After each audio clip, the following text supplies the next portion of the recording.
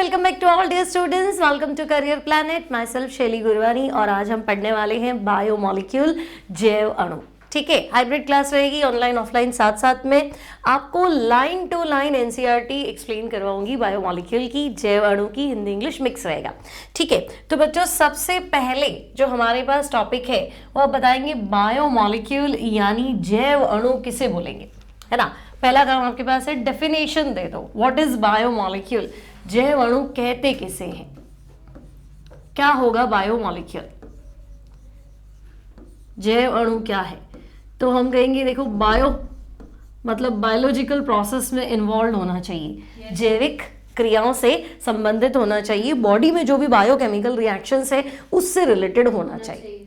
ठीक है, अब बायोमोलिक्यूल तो हम कहेंगे भाई हमारी बॉडी में लाइफ टाइम होती है ग्रोथ, वृद्धि, डेवलपमेंट, है ना, और मेंटेनेंस, वृद्धि, विकास, मरम्मत। तो हम कहेंगे हमारी बॉडी में तीन चीजें तो जिंदगी भर चलेंगी, है ना। जैसे अब कितने बूढ़े हो जाओ तो बाल तो बढ़ते रहेंगे, नेल्स तो बढ़ते रहेंगे, है ना। मेंटेनेंस मतलब तो हम कहेंगे मरम्मत भी चलती रहती है, पुरानी कोशिकाएं टूटेंगी, नई बनेंगी, है ना। और जैसे स्किन डैमेज हो जाती है तो नई स्किन आ जाती है। ठीक है, तो वृद्धि, मरम्मत और विकास, ग्रोथ, मेंटेनेंस एंड डेवलपमेंट। तो हम कहेंगे ये चीजें तो चलती रहेंगी, इनके लिए हमें चाहिए एनर्जी, है ना। और एनर्जी हमें मिलती है शरीर में होने वाली जैव रासायनिक अभिक्रियाओं से, बायोकेमिकल रिएक्शन। तो हमारी बॉडी में ले दे के बायोकेमिकल रिएक्शंस होती है, जैव रासायनिक अभिक्रिया होती है। अब वे अणु जो इन जैव रासायनिक अभिक्रियाओं में भाग लेते हैं, है ना, वे मॉलिक्यूल जो इन बायोकेमिकल रिएक्शंस में क्या करते हैं, पार्टिसिपेट करते हैं, भाग लेते हैं, है ना, उन मॉलिक्यूल्स को हम सीधे सीधे बोल देंगे बायोमोलिक्यूल्स। ठीक है, अब कौन से मॉलिक्यूल को आप बायोमोलिक्यूल कंसिडर करोगे कि भाई ये बायोमोलिक्यूल होना चाहिए, कार्बोहाइड्रेट। तो हम कहेंगे सबसे पहले बायोमोलिक्यूल का उदाहरण दो, तो हम कहेंगे भाई कार्बोहाइड्रेट जो है वो बायोमोलिक्यूल है। फिर प्रोटीन, तो सेकेंड हम कहेंगे कार्बोहाइड्रेट के बाद प्रोटीन भी जैव अणु है, बायोमोलिक्यूल है। और लिपिड कह सकते हो, फैट कह सकते हो, और विटामिन। तो लिपिड हो गया, फैट हो गया, विटामिन हो गया, और न्यूक्लिक एसिड यानी कि डीएनए और आरएनए, इसको भी हम किस में कंसीडर करेंगे, बायोमोलिक्यूल। क्लियर। तो हमें लिखना है शरीर की वृद्धि, विकास, मरम्मत के लिए जैव अणु चाहिए, है ना। रासायनिक अभिक्रियाएं होंगी, रासायनिक अभिक्रियाओं में भाग लेने वाले जो मॉलिक्यूल है वो बायोमोलिक्यूल है। उदाहरण दो तो ये सारे एग्जाम्पल्स हैं। ठीक है, अब एनसीईआरटी में चले तो आपको सबसे पहले जो डेफिनेशन दिया है वो दिया है कि जैव अणु यानी कार्बोहाइड्रेट, प्रोटीन, न्यूक्लिक एसिड ये होते हैं, ये हमारे भोजन के आवश्यक अवयव है, और ये जैव अणु आपस में अन्योन्य क्रिया करते, मतलब आपस में इंटरैक्ट करते हैं। ठीक है, अब नेक्स्ट टॉपिक जो है वो है आपके पास कार्बोहाइड्रेट। ठीक है, अब एक एक करके इन सबको डिस्कस करना है। तो पहला टॉपिक हम चलते हैं कार्बोहाइड्रेट।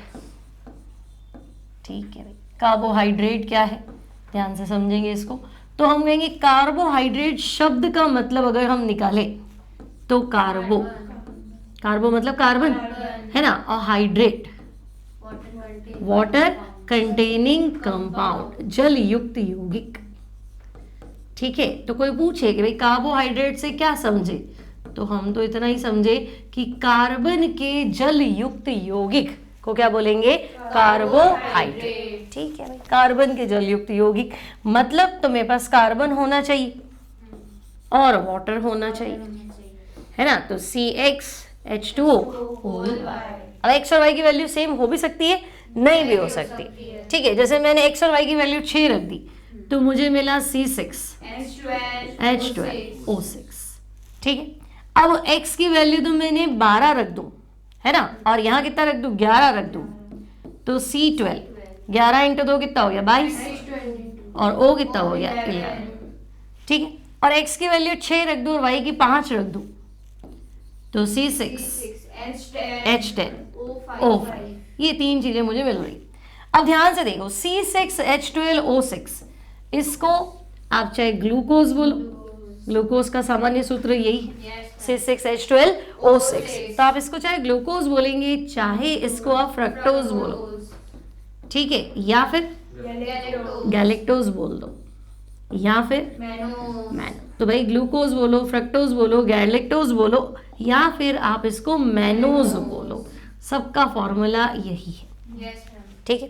नाउ C12H22O11 है ना, तो यहाँ आपको लिखना है या तो सुक्रोज, या फिर माल्टोज, या फिर लैक्टोज। इन सब का फॉर्मूला यही। डिफरेंस अपन एक एक करके पढ़ेंगे शुगर्स को, है ना, लेकिन फिलहाल इसका फॉर्मूला ये है, ठीक है। और C6H10O5, तो इसको हम कर देते हैं होल एन, ये बहुलक है ना, तो ये आपके पास है पॉलीसेकेराइड यानी स्टार्च या ग्लाइकोजन। स्टार्च बोलो, सेल्यूलोज बोलो, ग्लाइकोजन बोलो। इतनी बात क्लियर है, ठीक है ना। आप इसे देखेंगे। सबसे पहले बायोमॉलिक्यूल, तो हम कहेंगे शरीर में उपस्थित वे अणु जो जैव रासायनिक अभिक्रियाओं में भाग लेते हैं, आपस में इंटरैक्ट करते हैं और शरीर की वृद्धि, विकास और मरम्मत के लिए उत्तरदायी होते हैं, उन मॉलिक्यूल्स को हम कहते हैं बायोमॉलिक्यूल, जैव अणु, ठीक है। एग्जाम्पल तो आप बोलो carbohydrate, protein, lipid, vitamin, DNA, RNA, यहाँ तक कोई टेंशन नहीं। अब पहला जो बायोमॉलिक्यूल है वो है कार्बोहाइड्रेट, कार्बन और हाइड्रेट। हाइड्रेट मतलब वाटर कंटेनिंग कंपाउंड, तो इनमें कार्बन होगा, साथ में वाटर होगा। संख्या कार्बन और जल के अणुओं की बराबर हो सकती है, डिफरेंट भी हो सकती है। तो अगर मैं 6 रखती हूँ दोनों जगह, तो मुझे ये फॉर्मूला मिलता है, ठीक है। अब ये C6H12O6 है ना, आगे हम पढ़ेंगे ये जो पहला फॉर्मूला बन रहा है हमारा, ये सारा है मोनोसेकेराइड, ठीक है। तो ये हम कहेंगे मोनोसेकेराइड, ओके। सेकेंड जो हमारा फॉर्मूला बनता है ये हमारा है डाइसेकेराइड, ठीक है। तो हम कहेंगे कि ये बन गया आपका डाइसेकेराइड। और लास्ट वाला जो फॉर्मूला बनता है इसको हम बोलेंगे पॉलीसेकेराइड। इतनी बात क्लियर है, ठीक है। ये आपके दिमाग में बैठ जाना चाहिए, कार्बोहाइड्रेट का मतलब और ये है क्या, ठीक है। अब हम कहेंगे कि भाई ऐसा कुछ है, तो भाई आपका जो फॉर्मूला है, अगर मैं सिर्फ इसी फॉर्मूले के भरोसे चलूं,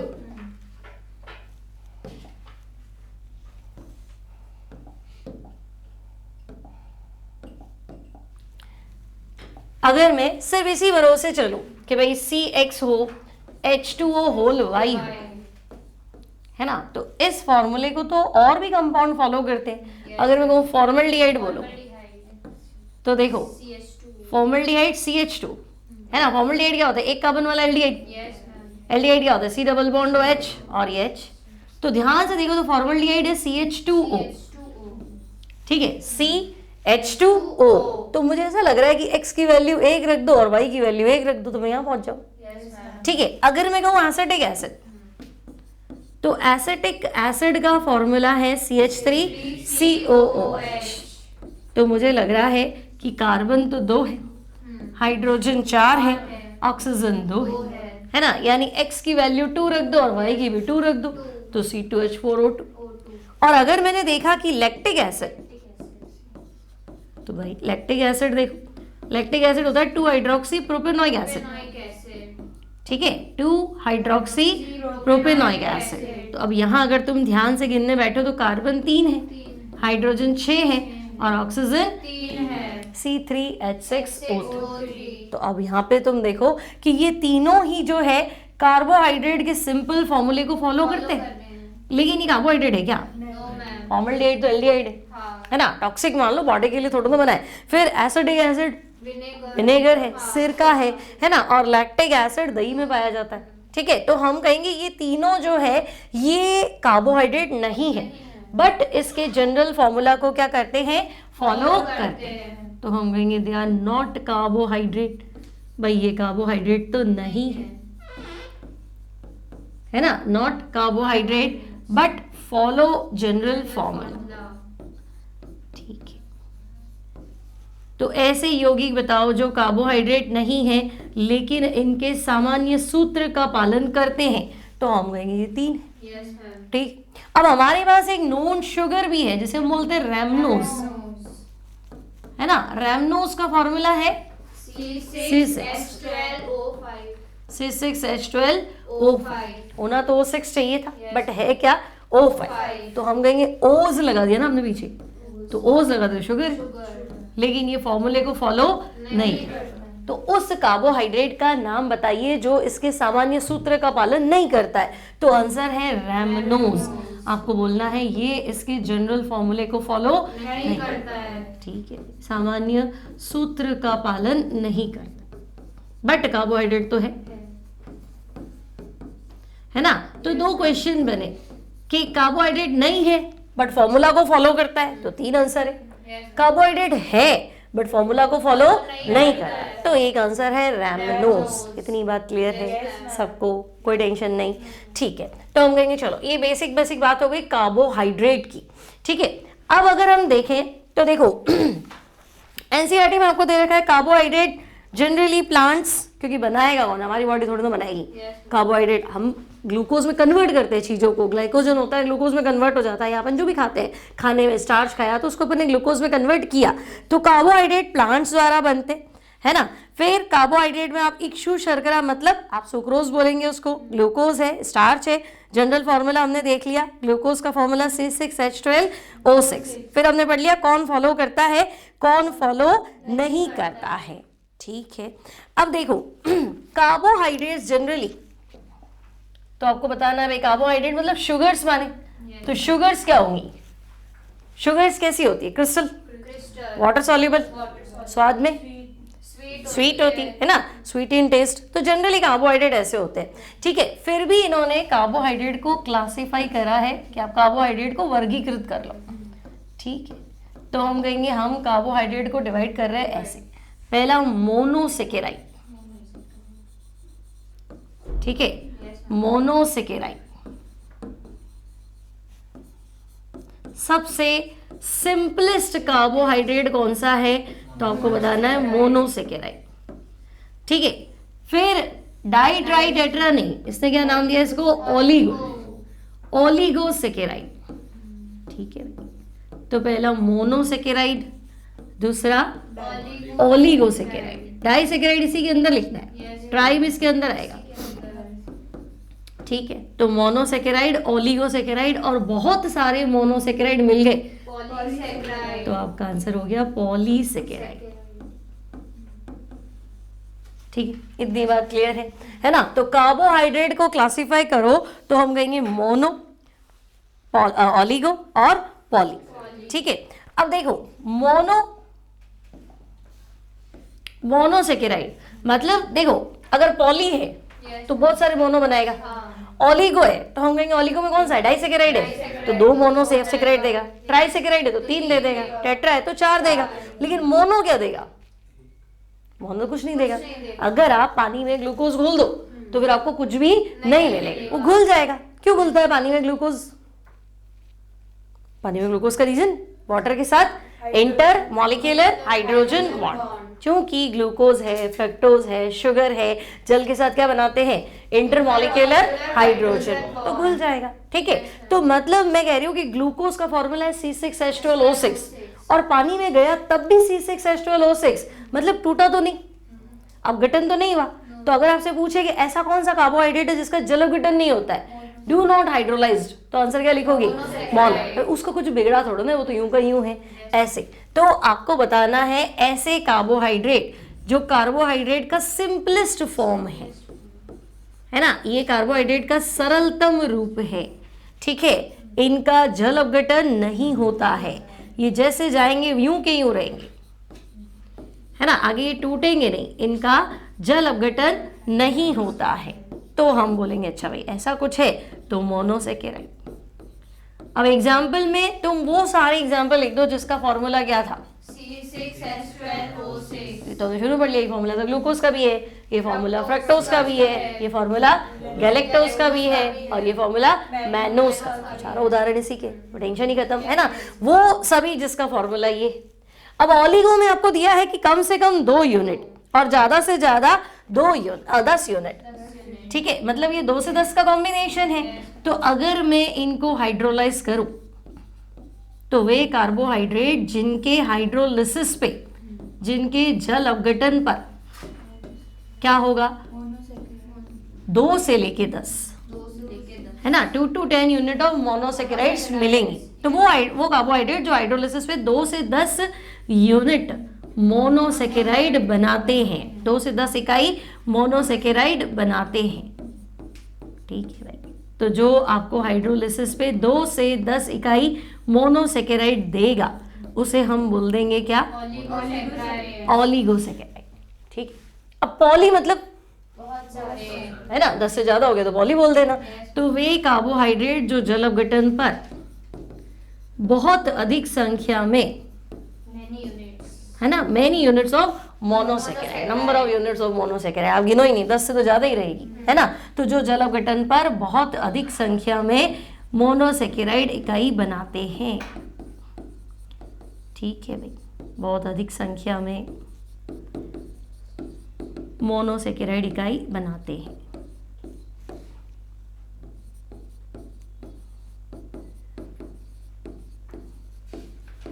क्लियर? उनको हमने नाम दे दिया पॉलीसेकेराइड। ठीक है, अच्छा अब ओलिगो का उदाहरण दो। तो ओलिगो में अपने डाई तो पढ़ा ही थे ना, डाई में हमने क्या पढ़ा था? सुक्रोज पढ़ा था ना। डाइसेकेराइड का उदाहरण क्या है? सुक्रोज, सुक्रोज लिख दो। ठीक है, पॉलीसेकेराइड में तो हमने पढ़ा ही था ग्लाइकोजन, स्टार्च और सेल्यूलोज। यहाँ तक की बात क्लियर है? कार्बोहाइड्रेट को कैसे क्लासिफाई करेंगे? तो मोनो, डाई और पॉली। ठीक है, मोनो कार्बोहाइड्रेट का सिंपलेस्ट फॉर्म है, मोनो कार्बोहाइड्रेट का सिंपलेस्ट फॉर्म है। मोनो का हाइड्रोलिसिस नहीं होगा। डाई जल अपघटन पे क्या देगा? 2।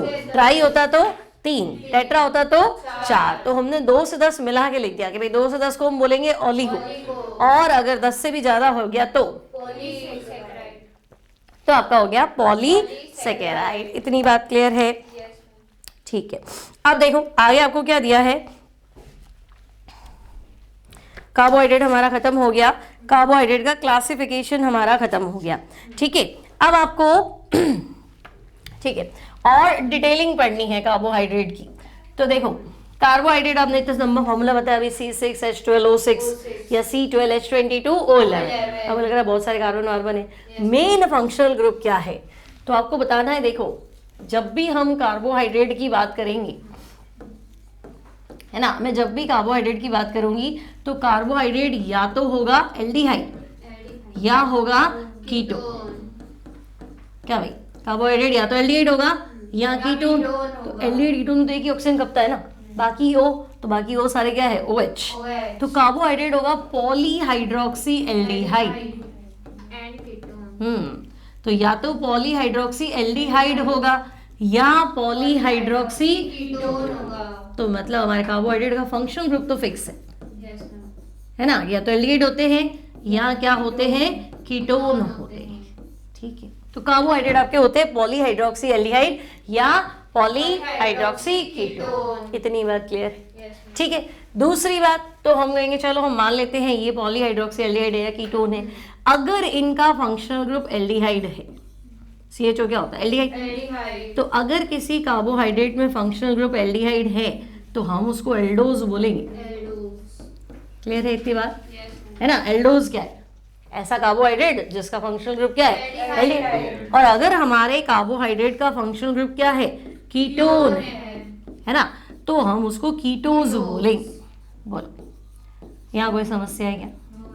नहीं, तो हम कहेंगे ठीक है, या तो एल्डोज बोलना है या कीटोज बोलना है, पक्का है। या तो एल्डिहाइड होगा या कीटोन होगा, या तो एल्डोज होगा या कीटोज होगा। ठीक है, अब मैं कहूंगी मेरा तो कार्बोहाइड्रेट में 3 कार्बन ही है ना, 3 कार्बन वाली शुगर है।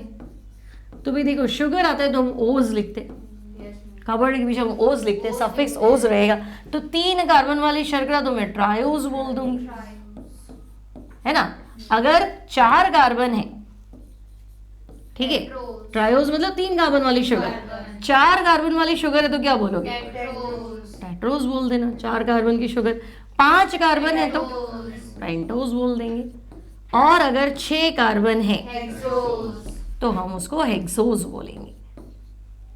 Pentose 5 carbon, hexose 6 carbon. Clear है? तो एल्डिहाइड को एल्डोज बोलना है, कीटोन को कीटोज बोलना है, 3 पे ट्रायोज, 4 पे टेट्रोज, इस तरह से, ठीक है। अब नेक्स्ट जो टॉपिक है आपके पास वो है सीधा का सीधा ग्लूकोज, ठीक है भाई।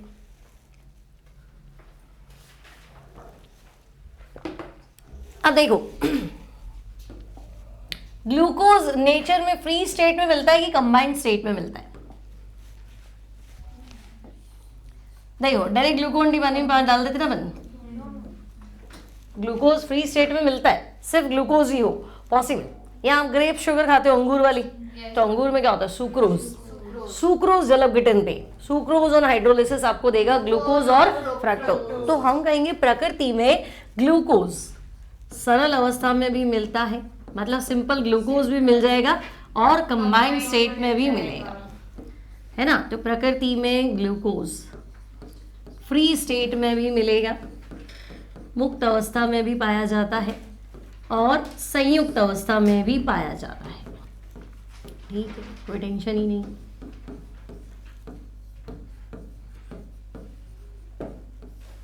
है ना, ग्लूकोज आपको फ्री स्टेट में भी मिलता है, ग्लूकोज आपको कंबाइंड स्टेट में भी मिलता है, ठीक है। अब आपसे कहा जाए कि ना आप तो ये बताओ ग्लूकोज बनेगा कैसे, है ना। तो देखो मैंने आपको बताया था सुक्रोज हाइड्रोलिसिस कर दो। देखो पहले तो 2 एडिंग याद रखना, आपको पूछे ग्लूकोज कैसे बनाना है तो आप बोलो या तो मैं सुक्रोज का हाइड्रोलिसिस कर दूं, ठीक है, या फिर मैं स्टार्च का हाइड्रोलिसिस कर दूं। 2 बातें हमेशा याद रखनी है, ग्लूकोज कैसे बनाओगे? सुक्रोज जल अपघटन या स्टार्च जल अपघटन, स्टार्च हाइड्रोलिसिस, ठीक है। अब अगर आपने सुक्रोज का हाइड्रोलिसिस किया, सुक्रोज का फॉर्मूला C12H22O11, ठीक है। आपको पता है सुक्रोज तो डाइसेकेराइड है ना, डाइसेकेराइड जो पानी में जाके 2 मोनोसेकेराइड बनाएगा, है ना। तो सुक्रोज ये रहा, अगर मैंने इसको पानी में डाला, ठीक है, आप एंजाइम ले सकते हो, आप एसिड ले सकते हो, यहाँ एसिड दे रखा है तो पर एसिड ले रहे हैं, ठीक है। तो सुक्रोज जल अपघटन पे एक तो देगा ग्लूकोज और दूसरा क्या देगा? फ्रक्टोज। तो हम कहेंगे भाई सुक्रोज जो है वो हाइड्रोलिसिस पे एक तो ग्लूकोज बनाता है और दूसरा क्या बनाता है? फ्रक्टोज बनाता है। चलो टेंशन ही खत्म, क्लियर। तो ये ग्लूकोज का प्रिपरेशन है ना, कि आपके सुक्रोज हाइड्रोलिसिस से ग्लूकोज बन गया। सिमिलरली स्टार्च का फॉर्मूला मैंने बताया C6H10O5 है ना, बहुलक है, ठीक है। तो अगर आप स्टार्च का हाइड्रोलिसिस करते हो, ठीक है, मिलाना आपको अभी भी एसिड है लेकिन आपको प्रेशर और टेम्परेचर का ध्यान रखना है, ठीक है। तो हम कहेंगे एटमॉस्फेरिक प्रेशर तो 1 होता है, हम 2 से 3 रख लेंगे और टेम्परेचर हम रख लेंगे 393 केल्विन। तो स्टार्च एक्चुअली पॉलीसेकेराइड है, मतलब बहुत सारे मोनोसेकेराइड है और स्टार्च के सारे मोनोसेकेराइड ग्लूकोज है। स्टार्च के सारे मोनोसेकेराइड क्या है? ग्लूकोज। जैसे पॉलीथीन, तो पॉलीथीन का सिंगल यूनिट क्या है? एथीन। सिमिलरली स्टार्च का सिंगल यूनिट क्या है? ग्लूकोज। तो ठीक है, C6H12O6। तो ठीक, चलो।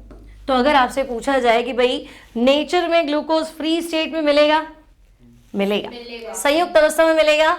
मिलेगा। ग्लूकोज बनाने के 2 मेथड, सुक्रोज हाइड्रोलिसिस और स्टार्च हाइड्रोलिसिस। सुक्रोज जल अपघटन और स्टार्च जल अपघटन। सुक्रोज के जल अपघटन पे प्राप्त होता है ग्लूकोज और फ्रक्टोज। स्टार्च के जल अपघटन पे बहुत सारे ग्लूकोज। स्टार्च जल अपघटन पे प्रेशर 2 to 3 atm, ठीक है, यहाँ कोई टेंशन नहीं। अब अगर कोई पूछे कि तुमने तो सेम फॉर्मूला लिखा है, तुम तो ग्लूकोज का भी वही फॉर्मूला लिखते हो और फ्रक्टोज का भी वही फॉर्मूला लिखते हो, है ना। आपने कहा C6H12O6, कभी कह रहे हो ग्लूकोज, इसी को क्या कह रहे हो? फ्रक्टोज, ठीक है। तो सिंपल इसी में क्वेश्चन। तो हम कहेंगे देखो हुआ क्या कि जब हम कहते हैं ग्लूकोज, है ना, और जब हम कहते हैं फ्रक्टोज, तो हम अलग अलग बात कहना चाह रहे हैं। जैसे हम 1 ब्यूटीन कहना चाह रहे हैं या 2 ब्यूटीन, तो अब आप C4H8 लिख दोगे तो हम क्या ही बोलेंगे? ब्यूटीन है। लेकिन कौन सा ब्यूटीन है? क्या वो 1 ब्यूटीन है? क्या वो 2 ब्यूटीन है? क्या वो 2 मिथाइल प्रोपीन है? अलग अलग है ना। तो हम कहेंगे वैसे के वैसे ये समावयवी है। ग्लूकोज और फ्रक्टोज क्या है? आइसोमर्स, समावयवी। तो भाई कौन से समावयवी है ना। तो हम कहेंगे देखो ग्लूकोज जो है 6 कार्बन वाली शर्करा है, तो ये हेक्सोज है। हेक्सोज, ठीक है। फ्रक्टोज भी 6 कार्बन कंटेनिंग शुगर है, ये भी हेक्सोज, ये भी हेक्सोज है। लेकिन ग्लूकोज का फंक्शनल ग्रुप एल्डिहाइड है, हाइड है, तो ये एल्डोहेक्सोज है।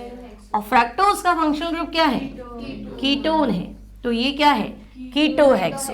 तो इसका क्रियात्मक समूह एल्डिहाइड और इसका फंक्शनल ग्रुप क्या है? कीटोन। तो जब दो कंपाउंड जिनका अणु सूत्र मॉलिक्यूलर फॉर्मूला क्या है? सेम है, ग्लूकोज बोलो फ्रक्टोज बोलो, अणु सूत्र क्या है? समान है, लेकिन क्रियात्मक समूह फंक्शनल ग्रुप क्या है? डिफरेंट। तो हम इनको FGI बोलते हैं, functional group isomers, functional group isomers, क्रियात्मक समूह समावयवी। बोलो, तो अगर कोई पूछे ग्लूकोज फ्रक्टोज का आपस में क्या रिलेशन है? Functional group isomers, functional group isomers. ठीक है, इतनी बात क्लियर है?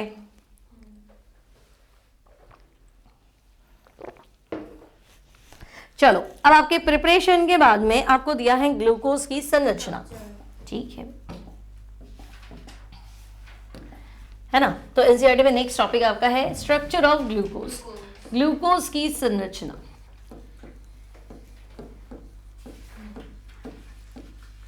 अब देखो, पहले हम स्ट्रक्चर बना लेते हैं, फिर हम प्रूव करते रहेंगे कि भाई ये सही है कि नहीं है। ठीक है, देखो ग्लूकोज का स्ट्रक्चर देखो, वर्ड पे ध्यान देना। ग्लूकोज के स्ट्रक्चर में आपके पास पहले क्रियात्मक समूह एल्डिहाइड है, क्योंकि अभी तो आपने बोला एल्डोहेक्सोज, तो फंक्शनल ग्रुप एल्डिहाइड, तो एल्डिहाइड ऐसे लिख दो। ठीक है, फिर टोटल कार्बन 6 है और सीधी चेन है, तो भाई 1 2 3 4 5 और 6। ठीक है, और आपने देखा था पॉलीहाइड्रोक्सी मतलब आपका फंक्शनल ग्रुप, और उसके बाद सारे के सारे क्या है? OH, तो ये H और OH। ठीक है, 3 नंबर पे उल्टा, अभी बताऊंगी ऐसा क्यों लिखा। फिर 4 पे आपका हो गया H और OH, और 5 में भी हो गया H और OH। तो मुझे जो पता है वो सिर्फ इतना है कि भाई ग्लूकोज जो है वो एल्डोहेक्सोज है ना?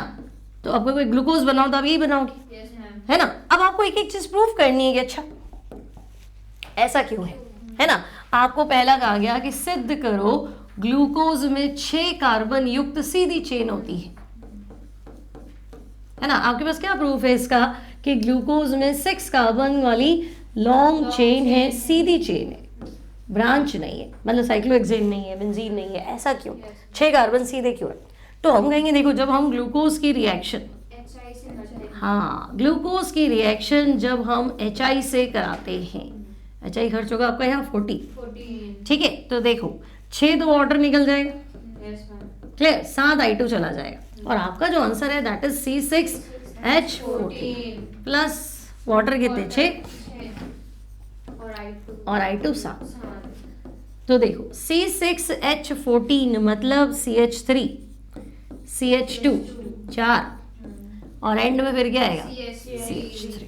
ठीक है, तो मुझे ऐसा लगा कि जब मैं ग्लूकोज की रिएक्शन HI से करती हूँ तो मेरा आंसर आता है N हेक्सेन, नॉर्मल हेक्सेन। तो हेक्सेन क्यों बना? शुरू में 6 कार्बन सीधे होंगे, तब तो एंड में 6 आए होंगे, ऐसा तो आएगा नहीं। आई बात समझ में ना? तो हम कहेंगे जब हम ग्लूकोज की रिएक्शन HI से कराते हैं तो हमें हेक्सेन मिलता है। ये रिएक्शन प्रूव करती है कि ग्लूकोज में 6 कार्बन कंटेनिंग क्या है? Long chain. ग्लूकोज में 6 कार्बन युक्त सीधी श्रृंखला पाई जाती है। इतनी बात क्लियर है? ठीक है, तो हम कहेंगे ओके चलो मान लेते हैं ग्लूकोज में 6 कार्बन वाली चेन है। ठीक है, आगे बढ़ते हैं।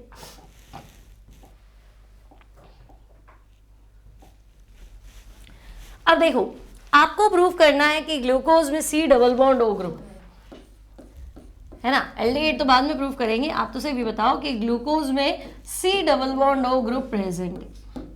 तो हमने एल्डिहाइड कीटोन में तो पढ़ रखा है, हमें एल्डिहाइड की ये वाली रिएक्शन याद है कि जब हम कार्बोनाइल कंपाउंड की रिएक्शन हाइड्रोजन साइनाइड से कराते हैं, है ना, तो हमें साइनोहाइड्रीन मिलता है। ये हमने एल्डिहाइड कीटोन में पढ़ा है। एल्डिहाइड है तो एल्डिहाइड साइनोहाइड्रीन, कीटोन है तो कीटोन साइनोहाइड्रीन, ये हमें पता था। ठीक है, तो जब हमने ग्लूकोज की रिएक्शन कराई, है ना, हमने कहा आप ऐसे करो ग्लूकोज की रिएक्शन हाइड्रोजन साइनाइड से करा दो, ठीक है भाई, C double bond OH, CHOH होल 4 और CH2OH। तो हमने कहा ऐसा करते हैं, ग्लूकोज की रिएक्शन हाइड्रोजन साइनाइड से कराते हैं। तो hydrogen plus cyanide, E double bond O टूटेगा, O नेगेटिव, अब मुझे लग रहा है कि कुछ ऐसा आया, O के साथ H, C के ऊपर आ गया साइनाइड, CHOH 4 बार लिख देते, ठीक है, और CH2OH। तो भाई इसका नाम है ग्लूकोज साइनोहाइड्रीन। ठीक है, एक नाम तो हम पकड़ लेते हैं भाई, ग्लूकोज साइनोहाइड्रीन। और दूसरा जो इसका नाम है वो है ग्लूकोनो नाइट्राइल। भाई साइनाइड का सफिक्स नाइट्राइल होता है ना, तो ये है ग्लूकोनो नाइट्राइल। तो ये रिएक्शन प्रूव करिए भाई, ग्लूकोज तो HCN से रिएक्ट कर रहा है, साइनोहाइड्रीन बना रहा है, तो साइनोहाइड्रीन के लिए तो ये ग्रुप होना चाहिए था, ये तो है। ठीक है, तो आपसे पूछे भाई क्या है, कैसे प्रूव करोगे कि ग्लूकोज में कार्बोनिल ग्रुप प्रेजेंट है? तो आंसर HCN से रिएक्शन करके, HCN से रिएक्शन। क्या है HCN?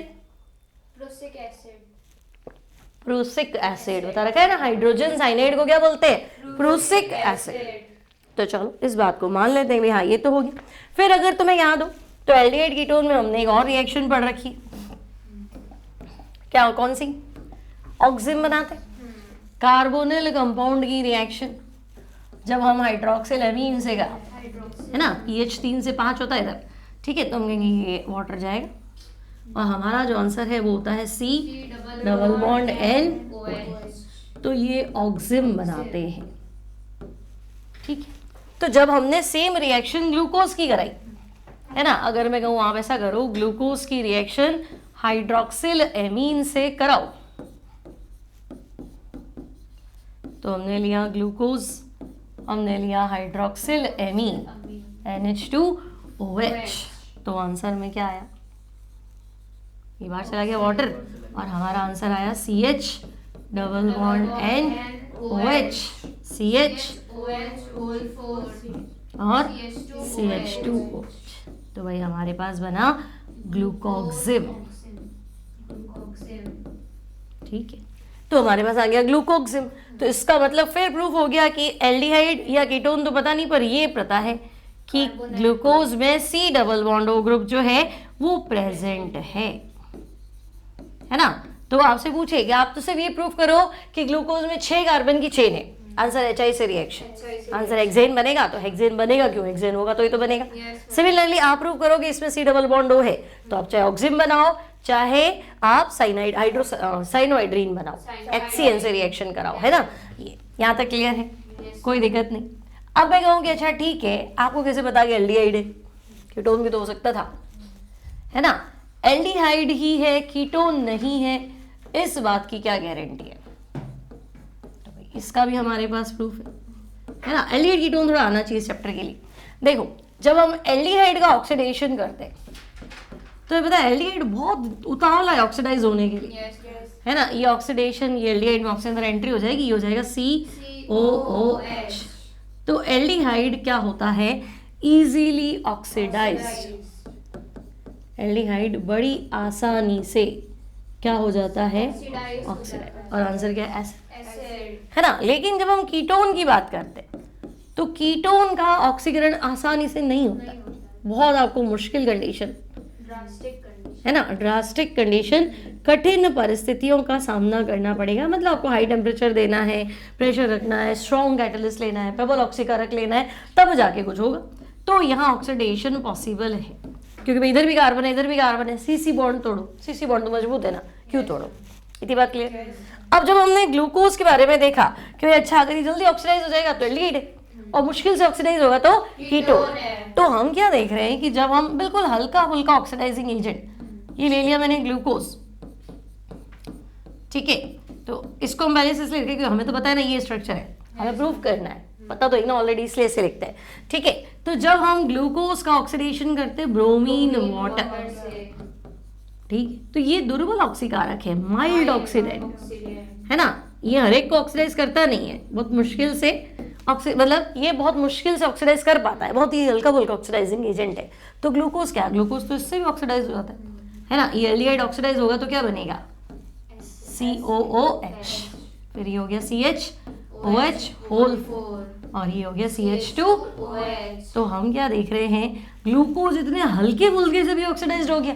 इसका मतलब इसमें कीटोन तो नहीं है ना, इसमें क्या है, एल्डिहाइड, क्योंकि इजीली ऑक्सीडेशन तो ग्लूकोज का होता है। तो चूंकि ग्लूकोज ब्रोमीन जल से भी ऑक्सीडाइज्ड हो जाता है, इसका मतलब इसमें क्या ग्रुप प्रेजेंट है, एल्डिहाइड। CHO ग्रुप की उपस्थिति साबित करो, तो कर दो भाई, ठीक है। और उसका नाम क्या है, ग्लूकोनिक एसिड। इसका नाम है ग्लूकोनिक एसिड। तो अब हमें इतनी बात क्लियर हो गई भी 6 कार्बन सीधे हैं और C डबल बॉन्ड O में क्या है, एल्डिहाइड, है ना। अब देखो ये बीच वाला तो 2 डिग्री अल्कोहल, आखिर वाला 1 डिग्री अल्कोहल। तो हमने कहा चलो वीक से तो ऑक्सीडाइज हो ही है, स्ट्रॉन्ग मान लो सांद्र HNO3 से ऑक्सीकरण करके देख।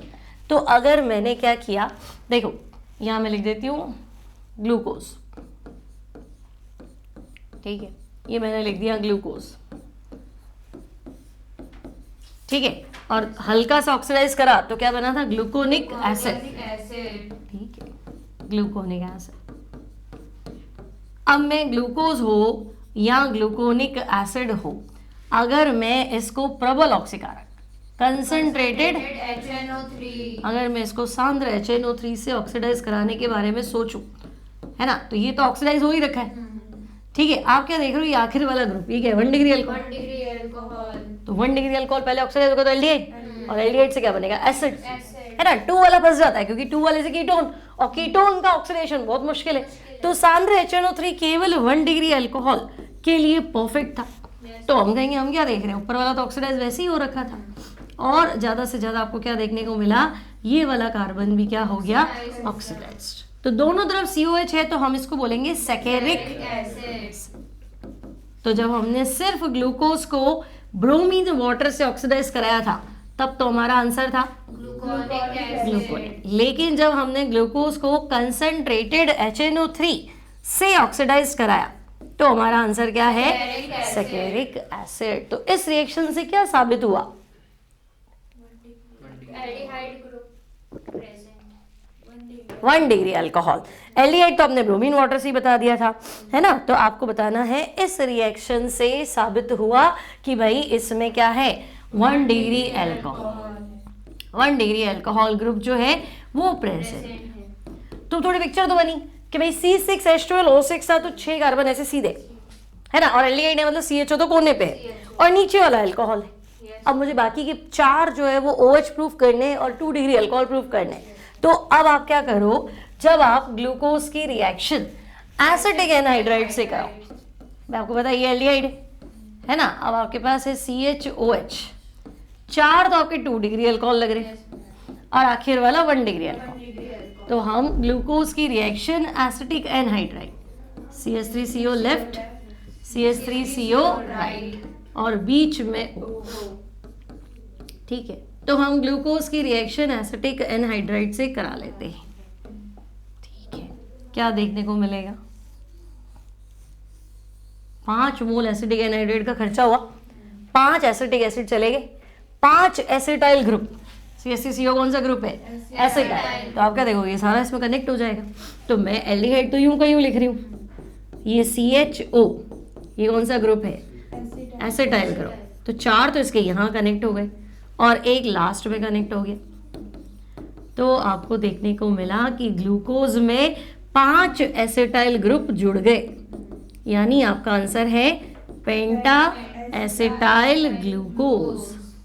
क्लियर है, तो आपको मिला पेंटा एसिटाइल ग्लूकोज। एक और नाम क्या लिख सकते हैं, ग्लूकोज पेंटा एसीटेट। हाँ, एक और नाम लिख सकते हो आप, ग्लूकोज पेंटा एसीटेट। तो भाई इस रिएक्शन से साबित हो गया कि ग्लूकोज में 5 OH ग्रुप तो है, कोने वाला अल्कोहल होगा 1 डिग्री, बीच में होंगे तो वो क्या होंगे 2 डिग्री, ऑब्वियस सीधी सी बात है। तो ये रिएक्शन आपकी प्रूव कर रही है कि ग्लूकोज में 5 OH ग्रुप प्रेजेंट है। क्लियर है ना। तो आपको ग्लूकोज का पूरा स्ट्रक्चर बिठाना पड़ेगा कि भाई आपको कैसे पता है कि ये सारी चीजें हैं, है ना। तो हम कहेंगे देखो, सबसे पहले हमने लिया था ग्लूकोज, ठीक है। तो जब हमने ग्लूकोज की रिएक्शन HI से कराई तो हेक्सेन बना हेक्सेन और हमसे प्रूफ हो गया हमारे पास कि 6 कार्बन वाली क्या है, लॉन्ग चेन। ठीक है, फिर हमारे पास 2 रिएक्शन एक साथ आई, एक हाइड्रोजन साइनाइड वाली और एक NH2OH वाली। तो यहाँ ग्लूकोज ने बना दिया था साइनोहाइड्री, साइनोहाइड्रीन है ना, यस ग्लूकोज साइनोहाइड्री, और यहाँ ग्लूकोज ने क्या बनाया, ऑक्सीजन। तो इन दोनों रिएक्शन से प्रूव कर दिया कि इसमें कौन सा ग्रुप प्रेजेंट है, carbonate, C double bond O group present है। ठीक है, चलो शॉर्ट में आपको इस तरह से याद रखना है, यस क्लियर, ठीक है। फिर हमने कहा कि आप ऐसा करो, इसका माइल्ड ब्रोमीन वाटर से क्या कर दो, ऑक्सीडेशन। तो आपका आंसर क्या था, ग्लूकोनिक एसिड ग्लूकोनिक एसिड। तो माइल्ड ऑक्सीडेशन भी हो गया, दुर्बल ऑक्सीकारक से भी ऑक्सीकृत हो गया, तो इससे साबित हुआ कि इसमें कौन सा ग्रुप है, एल्डिहाइड ग्रुप है। फिर जब हमने स्ट्रॉन्ग ऑक्सीडेंट लिया 1 डिग्री अल्कोहल के लिए स्पेशल, है ना, तो ये फिर ऑक्सीडाइज्ड हो गया। अब आंसर क्या था, सेकेरिक एसिड। तो इससे क्या साबित हुआ, 1 डिग्री अल्कोहल भी इसमें प्रेजेंट है।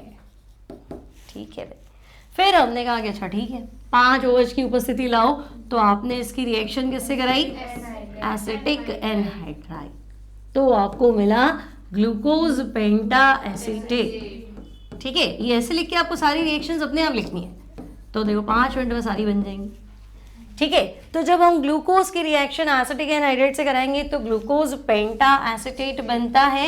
ये रिएक्शन साबित करेगी 5OH ग्रुप प्रेजेंट है। ठीक है, ये आपका शॉर्टकट चार्ट बन गया है, इससे आप सारी रिएक्शन लिख पाओगे।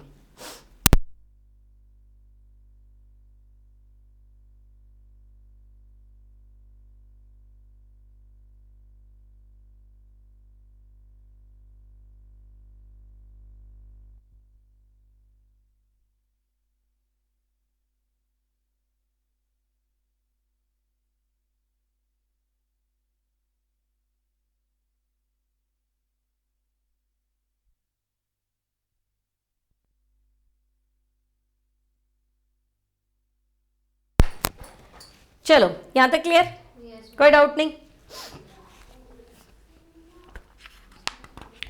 अब देखो यहां हो गया कि आपका ये ग्लूकोज का स्ट्रक्चर जो है, जो अपन ने सीधा बनाया है, ये आपका जो है ये प्रूफ हो गया, है ना। इसके बाद में आपको दे रखा है सीधा 431, अच्छा ये रहा, हाँ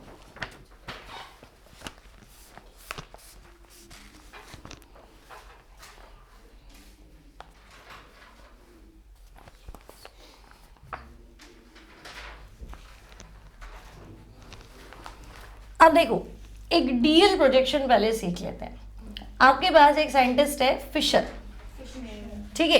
अब आपका वैज्ञानिक फिशर, इसका कॉन्सेप्ट पकड़ते हैं, ठीक है। वैज्ञानिक फिशर ने क्या किया, तो इसने आपको डी ग्लिसरल्डिहाइड की 2 स्ट्रक्चर दे दी, ठीक, डी ग्लिसरल्डिहाइड। अब देखो नाम से उलझना मत, ग्लिसरॉल में 3 OH होते हैं क्या, glycerol 3 continue carbon 3 continue OH, तो मैं ग्लिसरल्डिहाइड बोल रही हूँ, तो भाई ये एल्डिहाइड होगा, बाकी तो OH कर देते। तो ये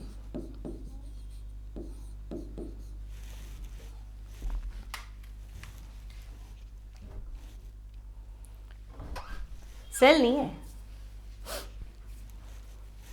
तो डी ग्लिसरल्डिहाइड में आपके पास है, क्लास चल रही है, डी ग्लिसरल्डिहाइड में आपके पास है 3 कंटिन्यू कार्बन और ये सेंटर वाला कार्बन आपका कायरल, ठीक है।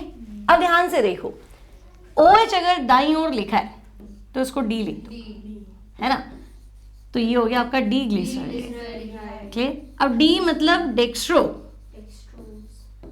नहीं है, डी मतलब डेक्स्ट्रो नहीं है ना। डेक्स्ट्रो मतलब जो समतल ध्रुवित प्रकाश को दाईं ओर घुमाता है, वो तो आप प्रैक्टिकल करोगे तो पता, बोर्ड में लिखने से कैसे पता, वो तो आपको एक क्रिस्टल कंपाउंड दे दिया, है ना। तो डी मतलब सिर्फ लिखने का तरीका, मेरे को लिखना है ग्लिसरल्डिहाइड, तो आप कभी OH राइट लिख दोगे, कभी लेफ्ट लिख दोगे, तो मेरे को कैसे पता चलेगा। तो हमने मान लिया कि अगर OH राइट में लिखा है तो उसको डी बोलो, उल्टा लिखा है तो एल बोलो, ठीक है। अब ये तो इसने ग्लिसरल्डिहाइड के लिए बोला, अब आप इसको पकड़ लो, सेकेंड लास्ट वाला आपका एसिमेट्रिक कार्बन, असममित कार्बन है ना, कायरल कार्बन, चारों वैलेंसी 4 अलग अलग कंपाउंड से कनेक्टेड है। तो ये है ना, वे सभी संरचनाएं जो इससे मैच करें, ठीक है। अब मैं ग्लूकोज बनाने वाली हूँ, फ्रक्टोज बनाने वाली हूँ, तो आप तो खाली सेकेंड लास्ट आखिर में तो 1 डिग्री अल्कोहल है ना, तो उससे जस्ट ऊपर जो आपका कायरल कार्बन है, तो वे सारे स्ट्रक्चर जो डी ग्लिसरल्डिहाइड से समानता दर्शाती है, रिजेंबल करती है, ठीक है, डी ग्लिसरल्डिहाइड से रिजेंबल करती है, उनको भी आपको डी पढ़ना है। क्लियर? तो जो डी ग्लिसरल्डिहाइड से मैच करेगी वो डी होगी, जो एल से मैच करेगी वो एल होगी। इतनी बात क्लियर है क्या? आगे बात समझ में? ठीक है, तो अब हम ग्लूकोज को पकड़ लेते हैं। हमारे पास तो ग्लूकोज है। अब देखो, हमने कहा ग्लूकोज, तो हमारे पास ग्लूकोज है इस तरह से, C डबल बॉन्ड OH, ठीक है। 2 नंबर पे क्या लिखना है? H और OH। अब देखो ग्लूकोज में 3 नंबर पे उल्टा है। अब आपको लग रहा है 3 पे क्यों है, 2 पे कर देते। तो अगर मैं 2 और 3 दोनों उल्टा कर दूं ना, तो फिर वो ग्लूकोज नहीं है, वो मैनोज है। आई बात समझ में? और आपको लगेगा 3 है तो 4 पे कर दूं। तो अगर मैं 4 पे उल्टा कर दूंगी ना, 3 और 4 दोनों पे, तो फिर वो क्या है? वो गैलेक्टोज है। अब अगले अकेला 2 पे कर दो, 3 पे मत करो, कुछ भी कर दो, ऐसा क्यों कर रहे हो? तो इन सब के अलग अलग नाम है ना। 2 पे उल्टा है तो अलग नाम है, 3 पे उल्टा है तो अलग नाम है, 4 पे तो अलग। तो इसे एलोज हो सकता है, अल्ट्रोज हो सकता है, मैनोज हो सकता है, गैलेक्टोज हो सकता है, गुल्लोज भी हो सकता है। तो बहुत सारे है ना। तो मेरे को तो सिर्फ ग्लूकोज कोर्स में तो उसी को पढ़ना है ना। तो ग्लूकोज में 3 वाला उल्टा आता है, 2 वाले उल्टे का अलग नाम है, 4 वाला उल्टा उसका अलग नाम है, 5 वाले का अलग नाम है। हमारे कोर्स में ग्लूकोज और ग्लूकोज का ये स्ट्रक्चर है। तो 1 2 3 4 5 और हम ले आते 6, ठीक है, CH2OH। अब जहां तक देखने को मिला तो आपको फिशर वाला का नाम याद आ गया होगा। फिशर ने यही तो कहा था अगर आपके पास ऐसा कुछ आए तो फिर आप उसको डी बोलना शुरू कर दो। तो हम कहेंगे हाँ भाई ये तो डी है, तो भाई डी है, ठीक है। अब ग्लूकोज को पानी में घोलो और है ना उसको मशीन में डालो और आप उसका क्या बोलो, ऑप्टिकल रोटेशन निकालो, विशिष्ट घूर्णन निकालो, है ना। मशीन थी ना आपके पास, क्या बोलते हैं उसको, पोलेरीमीटर, है ना, ध्रुवण मापी। तो आप ग्लूकोज का एक विलयन बना दो, निश्चित सांद्रता का, निश्चित ताप ले लो, मशीन के अंदर रख दो, लाइट ऑन करो, फिर लाइट निकोल प्रिज्म में से जाएगी, समतल ध्रुवित प्रकाश बनेगा, फिर ग्लूकोज में से पास होगी। तो जब आप देखोगे कि PPL ग्लूकोज में से पास होता है तो वो लाइट राइट साइड घूम जाती, दाईं ओर घूम जाती है। मतलब ग्लूकोज का जलीय विलयन समतल ध्रुवित प्रकाश को दाईं ओर घुमा देता है। ये हम नहीं कह रहे, ये प्रैक्टिकली प्रूव्ड है। तो अब जो प्रूव्ड है वो आप याद रखो या एक्सपेरिमेंट करके देखो। तो हम कहेंगे अच्छा ठीक है, ग्लूकोज जो है वो डेक्स्ट्रो रोटेटरी है और डेक्स्ट्रो को हम क्या लिखते हैं, प्लस। तो ये कैपिटल D लिखा समझ में आया क्योंकि ये इधर है, प्लस क्योंकि तो है ही प्रूव्ड है, K प्लस से, तो D प्लस ग्लूकोज। मैंने वहां लिख, चलो भाई ये है मेरे पास D प्लस ग्लूकोज। अब कायरल कार्बन गिनो, 1 हो गया, 2 हो गया, 3 हो गया और 4। तो अगर आपसे पूछे कि ग्लूकोज में कायरल कार्बन कितने, 4, ठीक है। तो ग्लूकोज में प्रकाशिक समावयवियों की संख्या गिनो भाई, 2 की पावर n।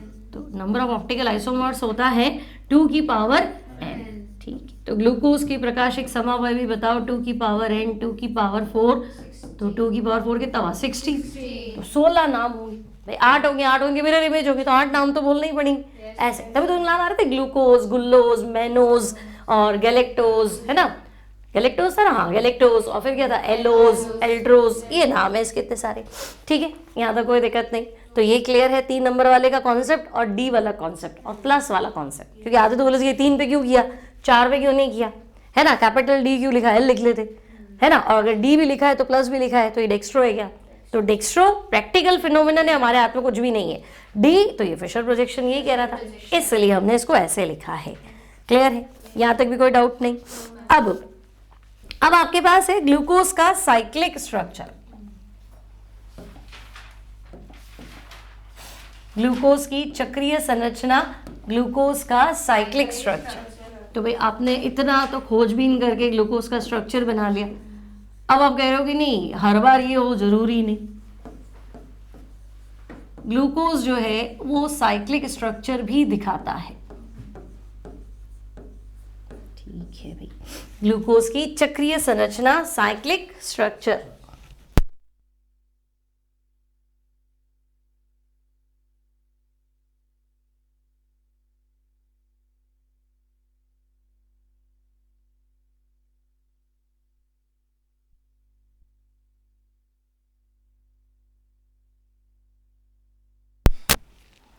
चलो अब देखो ग्लूकोज की चक्रीय संरचना, तो आपको एनसीईआरटी में पहली जो लाइन है ना, इन पे वापस सवाल बनेंगे।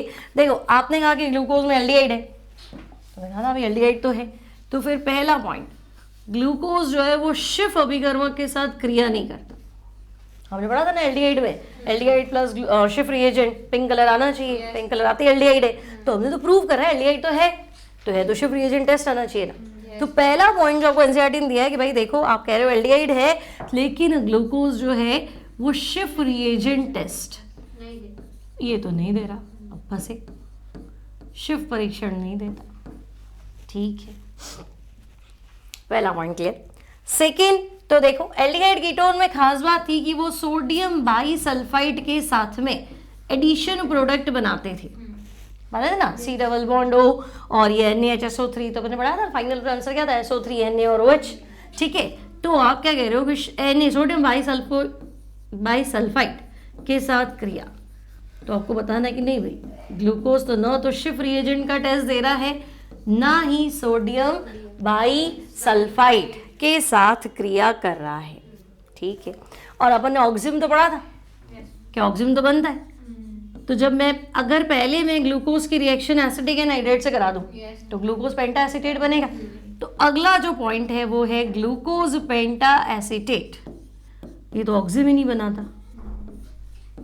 तो ग्लूकोज तो बना रहा था, ग्लूकोज तो अभी भी है, तो आपने आंसर दिया नहीं भाई ये तो ऑक्सिम भी नहीं बनाता। ये तीन गड़बड़ें जो है ये ग्लूकोज में देखने को मिलती है ना, ये ऑक्सिम नहीं बना रहा, सोडियम बाईसल्फाइड के साथ रिएक्शन नहीं कर रहा और शिफ रिएजेंट के साथ भी टेस्ट नहीं दे रहा। तो अपन एक तो इसको ढूंढे कि भाई ये क्या परेशानी हुई, जब आपके पास एल्डिहाइड है तो ये होना चाहिए, कार्बोनिल ग्रुप है तो ये होना चाहिए, ऑक्सिम बनना चाहिए, ठीक है। देखो अपन ने ये पढ़ा था ना ग्लूकोज पेंटा एसीटेट, हमने ग्लूकोज की रिएक्शन एसिटिक एनहाइड्रेट से कराई थी, तो आपने ऐसा कुछ बनाया था, एसिटाइल ग्रुप यहाँ जुड़ गया था, ठीक है, और एक एसिटाइल ग्रुप यहाँ जुड़ गया था, ये क्या है ग्लूकोज पेंटा एसीटेट है ना, तो ये ग्लूकोज पेंटा एसीटेट है। तो अगर मैं इसकी रिएक्शन ऑक्सिम से कराऊं तो कर लो ना भाई, क्या ही तकलीफ है, मतलब हाइड्रोक्सिल एमीन से कराऊं और ऑक्सिम बनाऊं तो बना देना चाहिए ना, है ना। तो ये क्या कह रहे हैं, नहीं भाई ये रिएक्शन तो हो ही नहीं रही, बोर्ड पे तो दिख रही है एल्डिहाइड है, हाइड्रोक्सिल एमीन है, ऑक्सिम बनना चाहिए, प्रैक्टिकल करो तो नहीं हो रही, समझ में आया। तो ये क्यों नहीं हो रही है, तो होनी चाहिए थी, ए ग्रुप है तो इससे ज्यादा रिएक्शन होनी चाहिए थी, शिफ वाला टेस्ट एल्डिहाइड का फेमस टेस्ट है तो आना चाहिए था।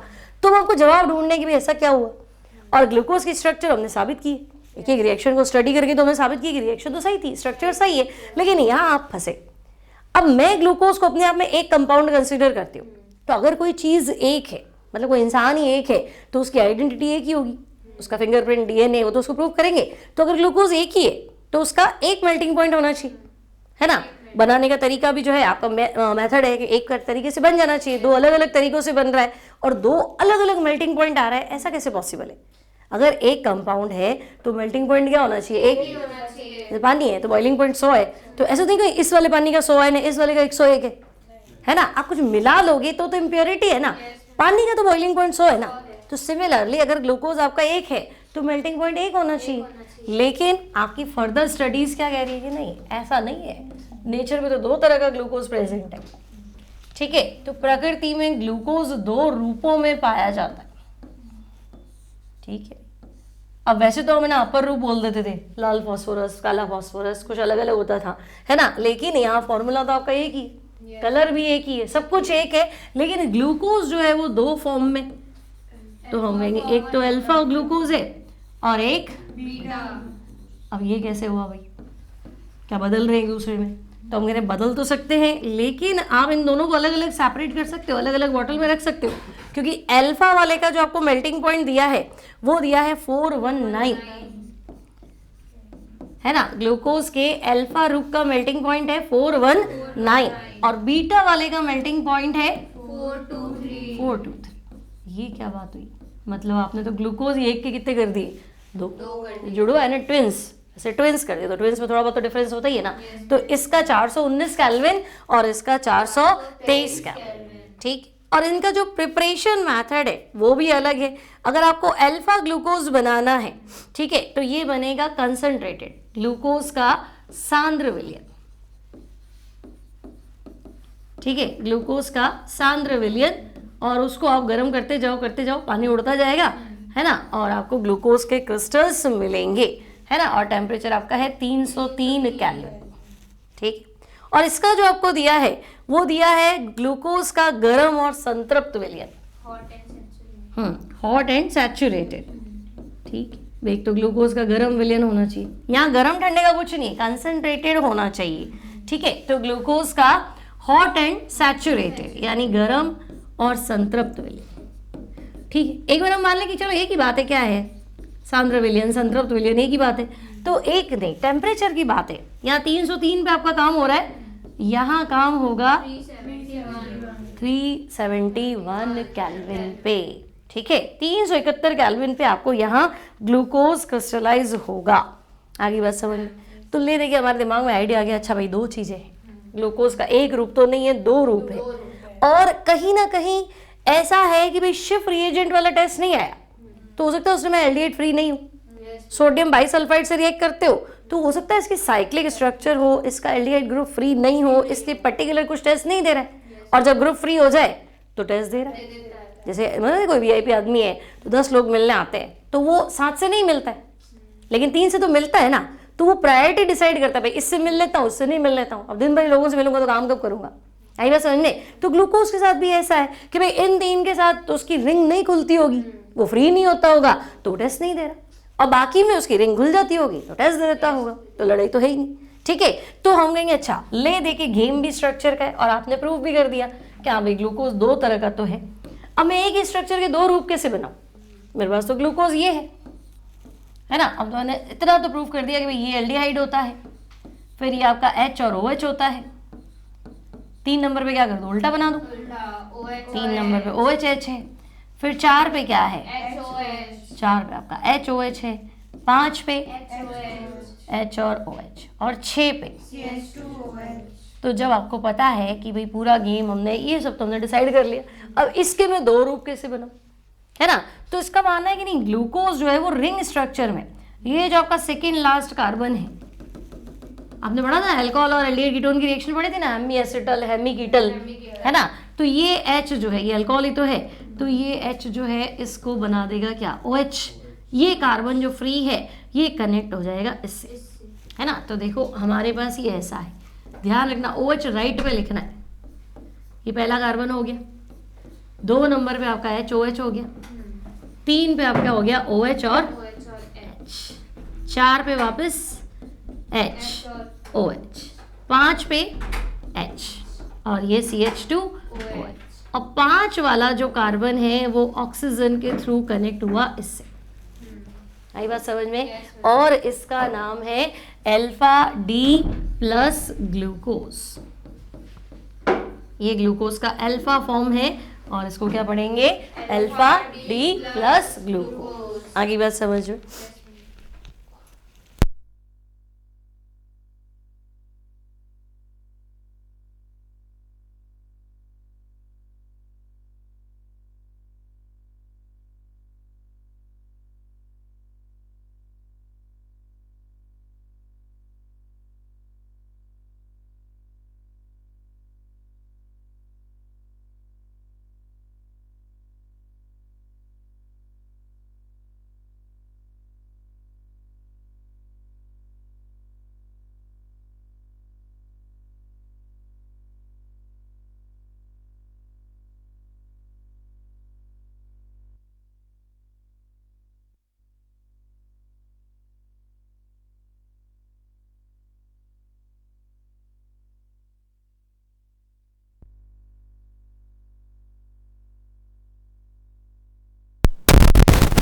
तो ये हो गया अल्फा डी प्लस ग्लूकोज। अब देखो पहले ये कार्बन कायरल नहीं था, sp2 था ना, 4 वैलेंसी चाहिए, sp3 चाहिए, तो पहले ये कायरल नहीं था, अब ये कायरल है। तो आपके पास जैसे ये रिंग है ना, और ऑक्सीजन रिंग के ऊपर से आ रहा है, तो एक रूप तो ये हो सकता है ऑक्सीजन रिंग के ऊपर से है, और एक हो सकता है ना ये ऑक्सीजन नीचे से है, आपकी सीधी चेन चल रही है, एक तो अबव द प्लेन और एक बिलो द प्लेन। तो हम कहेंगे भाई अगर ये OH राइट साइड है और मान लो ऐसा कि ये ऊपर वाला है, तो इसको मैंने अल्फा मान लिया, तो एक रूप और पॉसिबल है जहां में ये वाला कार्बन है ना, इसको मैंने कर दिया OH और H, ये C1 है, ये C2 आपका हो गया H और OH, C3 हो गया OH और H, फिर C4 H OH है ना, और C5 ये H और ये CH2 OH, और ये गाड़ी आपकी चली इधर।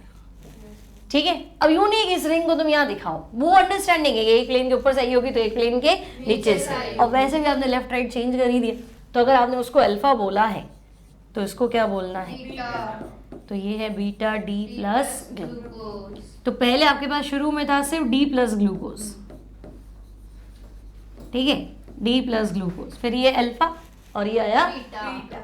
इतनी बात क्लियर? तो ये साबित हो गया कि हाँ भाई ये सही बोल रहा है ना। और इस स्ट्रक्चर में मुझे ये भी लग रहा है कि भाई अगर ये साइक्लिक स्ट्रक्चर है तो ये कहाँ खुलेगा, है ना, और इन सब में इक्विलिब्रियम है। ठीक है, ये सब एक दूसरे में इंटर कन्वर्टिबल है, ऐसा कुछ नहीं, टेम्परेचर वगैरह का चेंज होगा तो ये एक दूसरे में बदल जाएंगे, दिक्कत क्या है, इतनी बात क्लियर है।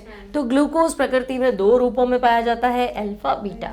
आपको पूछे कि ग्लूकोज शिफ्ट रिएजेंट टेस्ट नहीं दे रहा है तो हम कहेंगे साइक्लिक स्ट्रक्चर में, है ना, सोडियम बाइसल्फाइड टेस्ट नहीं दिया तो नहीं दिया, साइक्लिक स्ट्रक्चर में ऑक्सिम नहीं बनाया ग्लूकोज पेंटा एसीटेट ने तो ये स्ट्रक्चर है, और जब बनाया तो ये खुल जाती है तो इसी में, लेकिन ये रिंग खुल जाती है। ठीक है,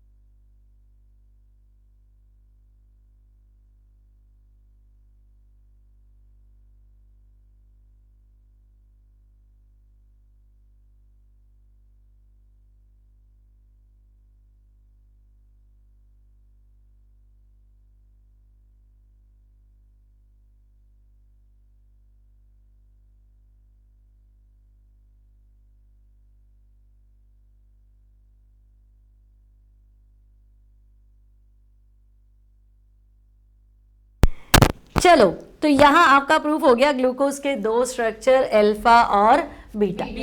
ठीक है, अब अगर हम एनसीईआरटी में आगे चले तो आपको क्या बोला गया है कि ग्लूकोज के ये हेमी एसिटल स्ट्रक्चर है। अब आप दोनों में देखो ग्लूकोज जो है वो C1 पे डिफर कर रहा है ना, ग्लूकोज किस पे डिफर कर रहा है, C1 पे। तो ग्लूकोज के अल्फा और बीटा रूप को हम बोलते हैं एनोमर्स।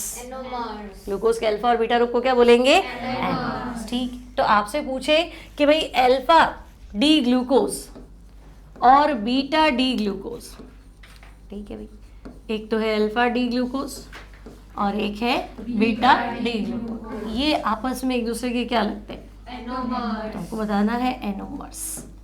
ठीक है, और ये कौन से कार्बन पे डिफरेंशिएट है, फर्स्ट कार्बन। तो ये C1 कार्बन पर क्या होते हैं, विन्यास में भिन्नता दर्शाते हैं।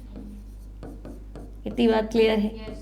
ठीक है, आपसे पूछे एनोमेरिक कार्बन क्या होता है, तो वो कार्बन जिसका ओरिएंटेशन बदलते ही एक रूप किसमें बदल जाता है, दूसरे।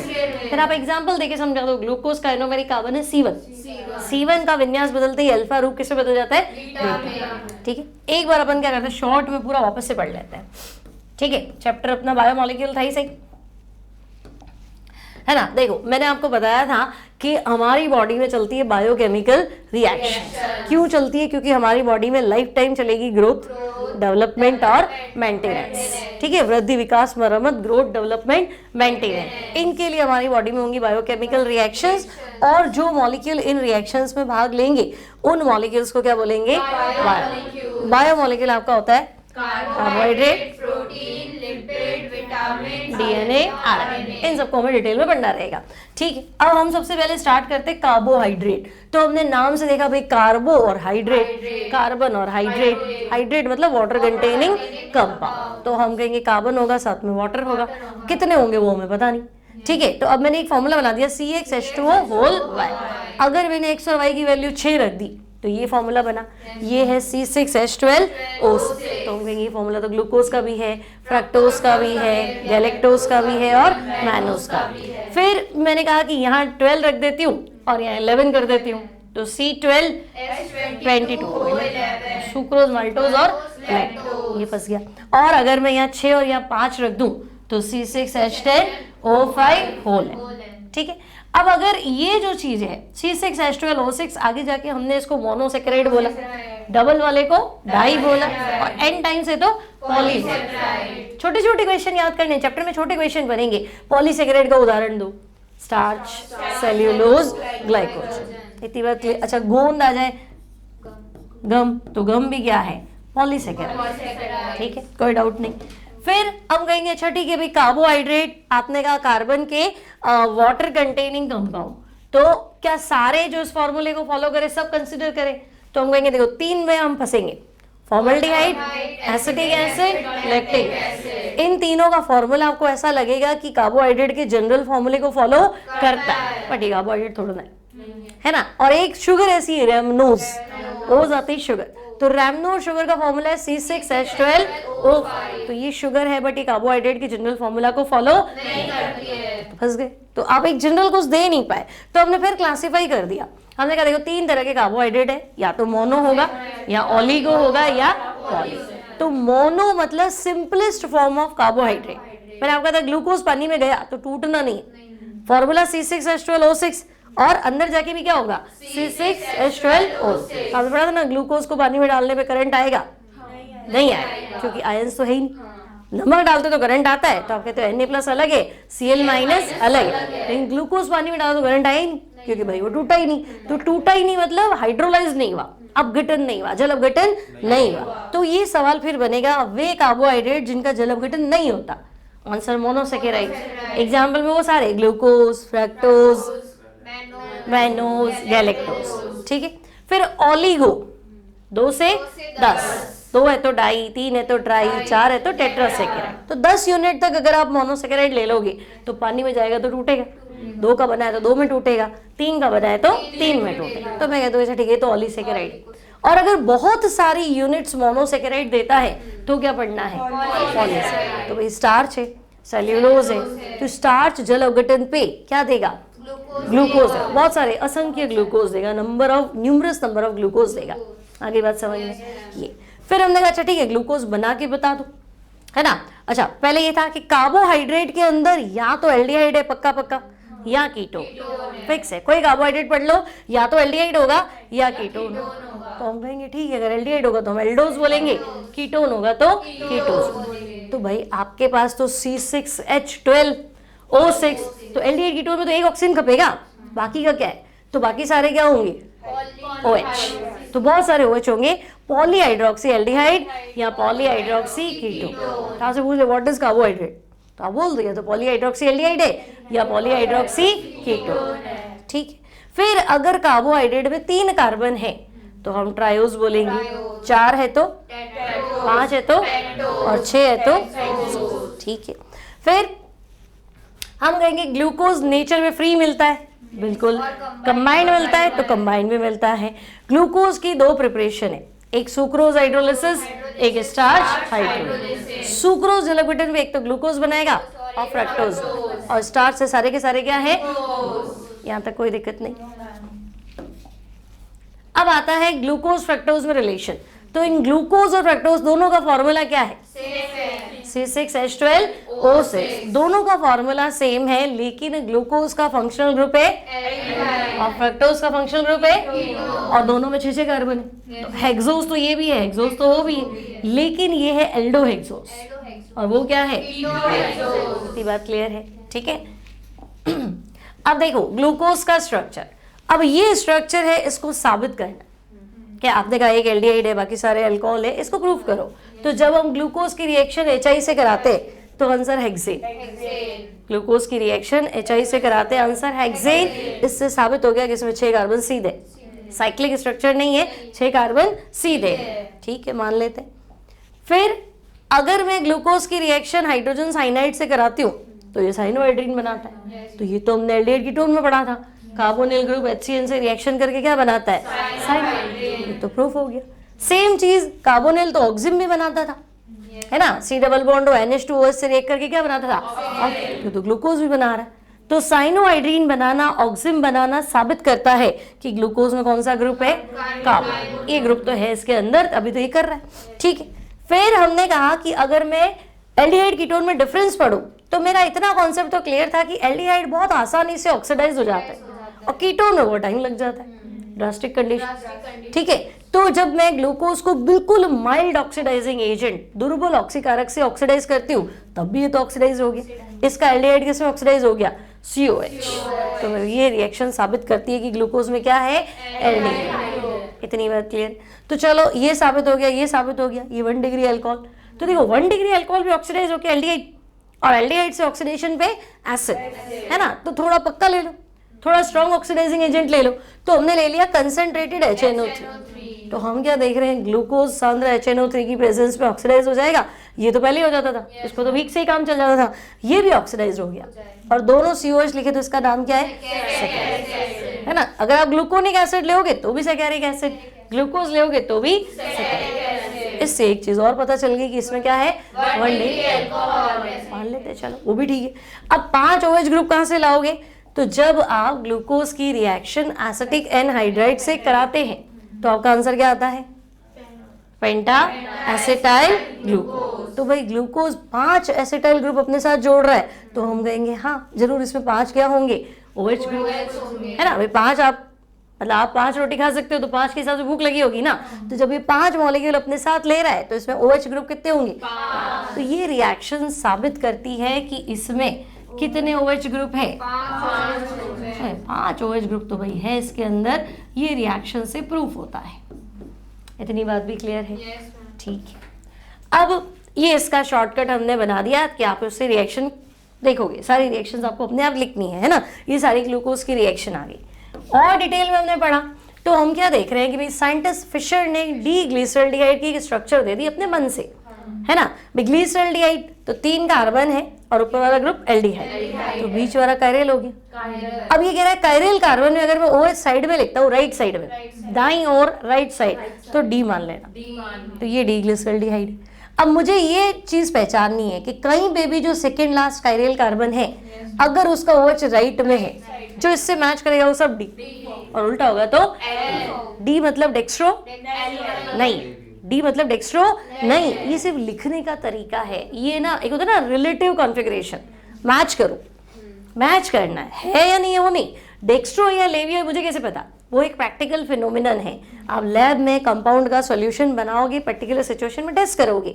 अगर वो PPL को राइट में घुमाए तो डेक्स्ट्रो और लेफ्ट में घुमाए तो लेवियो। बोर्ड पे तो बता नहीं सकते, लेकिन लिखते टाइम में कहूँ ग्लिसरल्डिहाइड लिखो तो तुम्हें पता होना चाहिए मैं OH राइट लिखूंगी लेफ्ट लिखूं।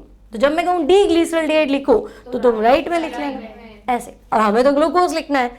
तो अब इसने बना दिया ग्लूकोज का स्ट्रक्चर।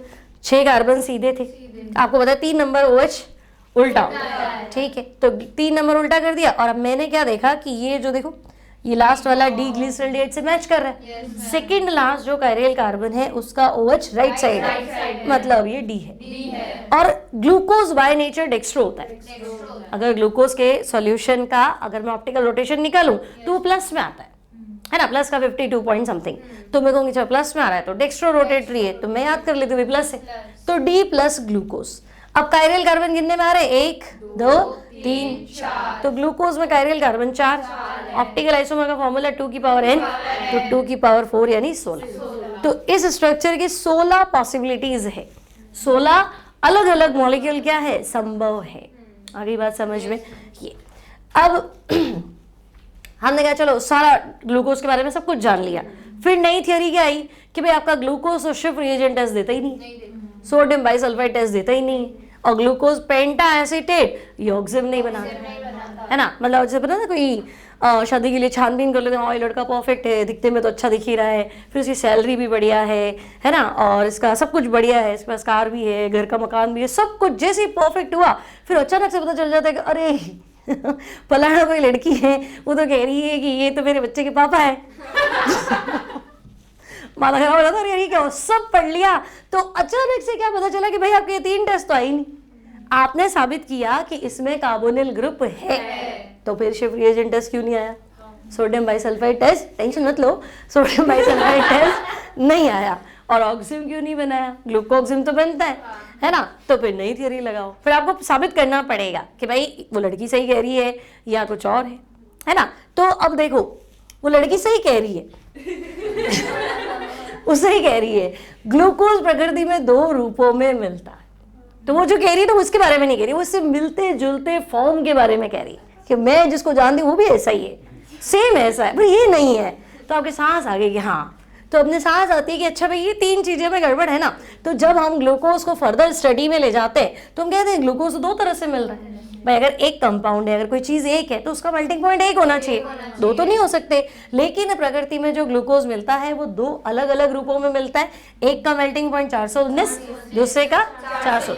मेल्टिंग पॉइंट अलग अलग है, आप 2 अलग अलग बॉटल में रख सकते हो। प्रिपरेशन भी आपका अलग है, ये आपका कंसंट्रेटेड सॉल्यूशन से बनता है। टेम्परेचर आपसे 333 मांग रहा है, वो आपका हॉट एंड सैचुरेटेड से बन रहा है। टेम्परेचर कितना मांग रहा है? ये 2 अलग अलग चीजें हैं। इसलिए अब ग्लूकोज 2 कैसे हो सकता है? ग्लूकोज तो हमने एक ही पढ़ा। तो ये कह रहा है कि कभी कभी क्या होता है कि ग्लूकोज जो है ना, अब इसके पास एक कार्बोनिल ग्रुप तो है, ये ग्लूकोज का कार्बोनिल ग्रुप क्या करता है, अपने आखिरी वाले कार्बन से इंटरैक्ट करता है ना। जैसे हमने पढ़ा था ना हेमी एसिटल, हेमी कीटल। तो हेमी कीटल मतलब कीटोन की रिएक्शन अल्कोहल से, और हेमी एसिटल मतलब एल्डिहाइड की रिएक्शन अल्कोहल से। तो ये पढ़ा है ना एल्डिहाइड, ये पढ़ा है अल्कोहल। और इसी के पास क्यों जा रहा है? तो तुमने ऑर्गेनिक पढ़ी है, इनऑर्गेनिक पढ़ी है। रिंग हमारी कम से कम 5 मेंबर तो होनी चाहिए, तो फिर मेरे को बड़ी रिंग बनानी है ना, तो मैं यहीं से जाऊँ। ठीक है, तो ये H जो है अगर यहाँ चला गया तो ये OH हो गया, है ना, और ये कार्बन इससे जुड़ गया ऑक्सीजन के थ्रू। तो मेंबर गिन लो, 1 2 3 4 5 और ये 6। मोस्ट स्टेबल रिंग कौन सी होती है? 6। तो बन गई ना 6 की रिंग। अब ये ऑक्सीजन प्लेन के ऊपर से भी इससे कनेक्ट हो सकता था, तो प्लेन के नीचे से। तो हमने क्या किया, ऐसे रिंग को घुमाने की बजाय मैंने OH राइट लिख दिया, और दूसरी बार मैंने OH को क्या कर दिया। तो जब मैं OH राइट लिखती हूँ तो मैं कहूँगी अल्फा, और जब मैं OH लेफ्ट लिखूंगी तो बीटा। आ गई बस। तो ग्लूकोज तो एक ही है, रूप कितने हैं? तो वो 2 अलग अलग लोगों की बात चल रही। आई बात समझ में? तो जब आपसे कहा जाए कि भाई ग्लूकोज तो ऑक्सीजन बनाता है, तो ये रिंग खुल जाती होगी, है ना। और शिव रिएजेंट के साथ टेस्ट नहीं दे रहा है तो नहीं खुली, है ना, साइक्लिक रिंग है। तो जब साइक्लिक ओपन में बदलेगी, इंटरैक्ट सब एक दूसरे में इंटर कन्वर्ट होते, तो जब अगर ये खुली संरचना में आ गया तो टेस्ट दे देगा, और नहीं आया तो नहीं। उसमें कोई पाबंदी तो है, डिपेंड करता है सामने वाला कितना तेज पड़ता है। ठीक है, तो ये सारे पॉइंट्स क्लियर हो गए, है ना, यहाँ तक हमने पढ़ लिया था।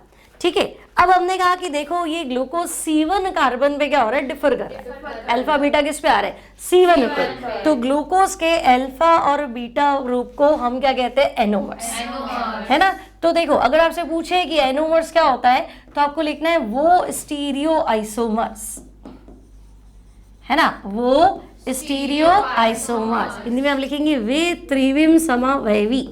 ये लास्ट ईयर CBSE बोर्ड में क्वेश्चन भी था। वे त्रिविम समवयवी जो किसी एक कार्बन पे डिफरेंशिएट होते हैं, है ना, जरूरी नहीं C1। ग्लूकोज है तो C1, अभी थोड़ी देर में फ्रक्टोज पढ़ोगे तो C2 हो जाएगा। ठीक है, तो वो स्टीरियो आइसोमर्स जो किसी एक कार्बन पर डिफरेंशिएट होते हैं, भिन्नता दर्शाते हैं। ठीक है भाई, एक कार्बन पे भिन्नता दर्शाते हैं, उनको हम क्या बोलते हैं? एनोमर्स। और वो कार्बन जिस पे आप उछल कूद कर रहे हो उसको क्या बोलेंगे? Anomeric carbon. तो ग्लूकोज का एनोमेरिक C1 है, फ्रक्टोज का एनोमेरिक C2। ये तो आपको याद रखना है, ग्लूकोज का एनोमेरिक C1 और फ्रक्टोज का C2। क्लियर है? इतनी बात समझ में आ गई। ये अब ये कह रहा है कि भाई ग्लूकोज जो है पाइरेनोज स्ट्रक्चर है ना। ग्लूकोज जो है प्रकृति में आपने कह तो दिया कि साइक्लिक स्ट्रक्चर है, तो ग्लूकोज जो है वो नेचर में हमारे पास एक कंपाउंड है, ये 6 मेंबर्ड रिंग स्ट्रक्चर, इसको हम बोलते हैं पाइरेन। ठीक है, तो ग्लूकोज इस स्ट्रक्चर से रिजेंबल करता है, मतलब मुझे ग्लूकोज को इसके अंदर लिखना है, तो अगर मैं ग्लूकोज को इसके अंदर लिखूंगी तो मैं उसको क्या बोलूंगी? पाइरेनोज स्ट्रक्चर, है ना भाई, क्या बोलोगे? पाइरेनोज स्ट्रक्चर। और अगर आप ऐसा स्ट्रक्चर लिखते हो उसका बोलोगे हावर्थ प्रोजेक्शन। ठीक है, पहला वाला फिशर था, ये वाला हावर्थ। ग्लूकोज के हावर्थ प्रोजेक्शन बनाओ तो ऐसे बनाना है, उलझना मत। ठीक है, अब मतलब आप कह रहे हो इस रिंग के अंदर ग्लूकोज लिखना है, तो बिल्कुल। तो देखो हमारे पास डबल बॉन्ड वगैरह तो है नहीं, तो आपको सिर्फ ये स्ट्रक्चर ऐसा बनाना है। ये रिंग बना दी मैंने, 6 मेंबर्ड रिंग है, बीच में O है, तो हमारे पास भी तो वही था पीछे, 6 मेंबर्ड रिंग थी, बीच में O था। ठीक है, अब अगर आप ग्लूकोज को ध्यान से देखो तो आपका ऑक्सीजन कहाँ था? C1 और C5 के बीच में था। देखो ये C5 है, ये C1 और C5 के बीच में ऑक्सीजन, छठा कार्बन तो आपका अलग ही चल रहा है। ठीक है, अब तुम्हें क्या करना है, जो सारे इधर वाले राइट साइड वाले इनको अप रख लेना, और जो लेफ्ट वाले हैं उनको डाउन। मतलब ये स्ट्रक्चर अब आपका यूं घूम जाएगा, है ना, राइट अप और लेफ्ट डाउन। और आपको इतनी टेंशन पालनी नहीं है, आपको सिर्फ ये देखना ऑक्सीजन किस किस के बीच में, C1 और C5। तो ये C1 है, ये C5, इसका मतलब ये C1, ये C2, ये C4 और ये C5, और छठा कार्बन हमेशा ऊपर रख लो, ये लो। ठीक है, अब सब जगह HOH ही तो है ना, तो C1 पे क्या था, H और C2 पे भी C3 उल्टा होता है, सबको पता है, C4, ठीक है ना, और C5 पे तो H ही है, फिर ऑक्सीजन आ गया था, छठा कार्बन आपका ऊपर, तो टेंशन क्या है। ठीक है, अब C1 पे HOH रखा, HOH है ना, आपको पता है ना, H इधर था, OH इधर था, ये अप है, ये डाउन है, यही तो रखा है, तो इसको हम बोलेंगे अल्फा D प्लस ग्लूकोज। ठीक है, और C1 कार्बन कौन सा है, एनोमेरिक कार्बन है। ठीक है, और अगर मैं C1 को ही पलट दूं, बाकी किसी को नहीं छेड़ना है, तो अल्फा की जगह क्या हो जाएगा, बीटा हो जाएगा। इतनी बात क्लियर। तो ये आपका हो गया ग्लूकोज कंप्लीट। ठीक है, नेक्स्ट आपके पास है फ्रक्टोज।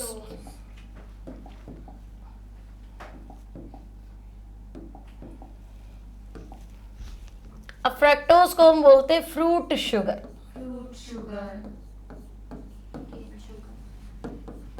ठीक है, आपसे पूछिए फ्रक्टोज फ्रूट शुगर।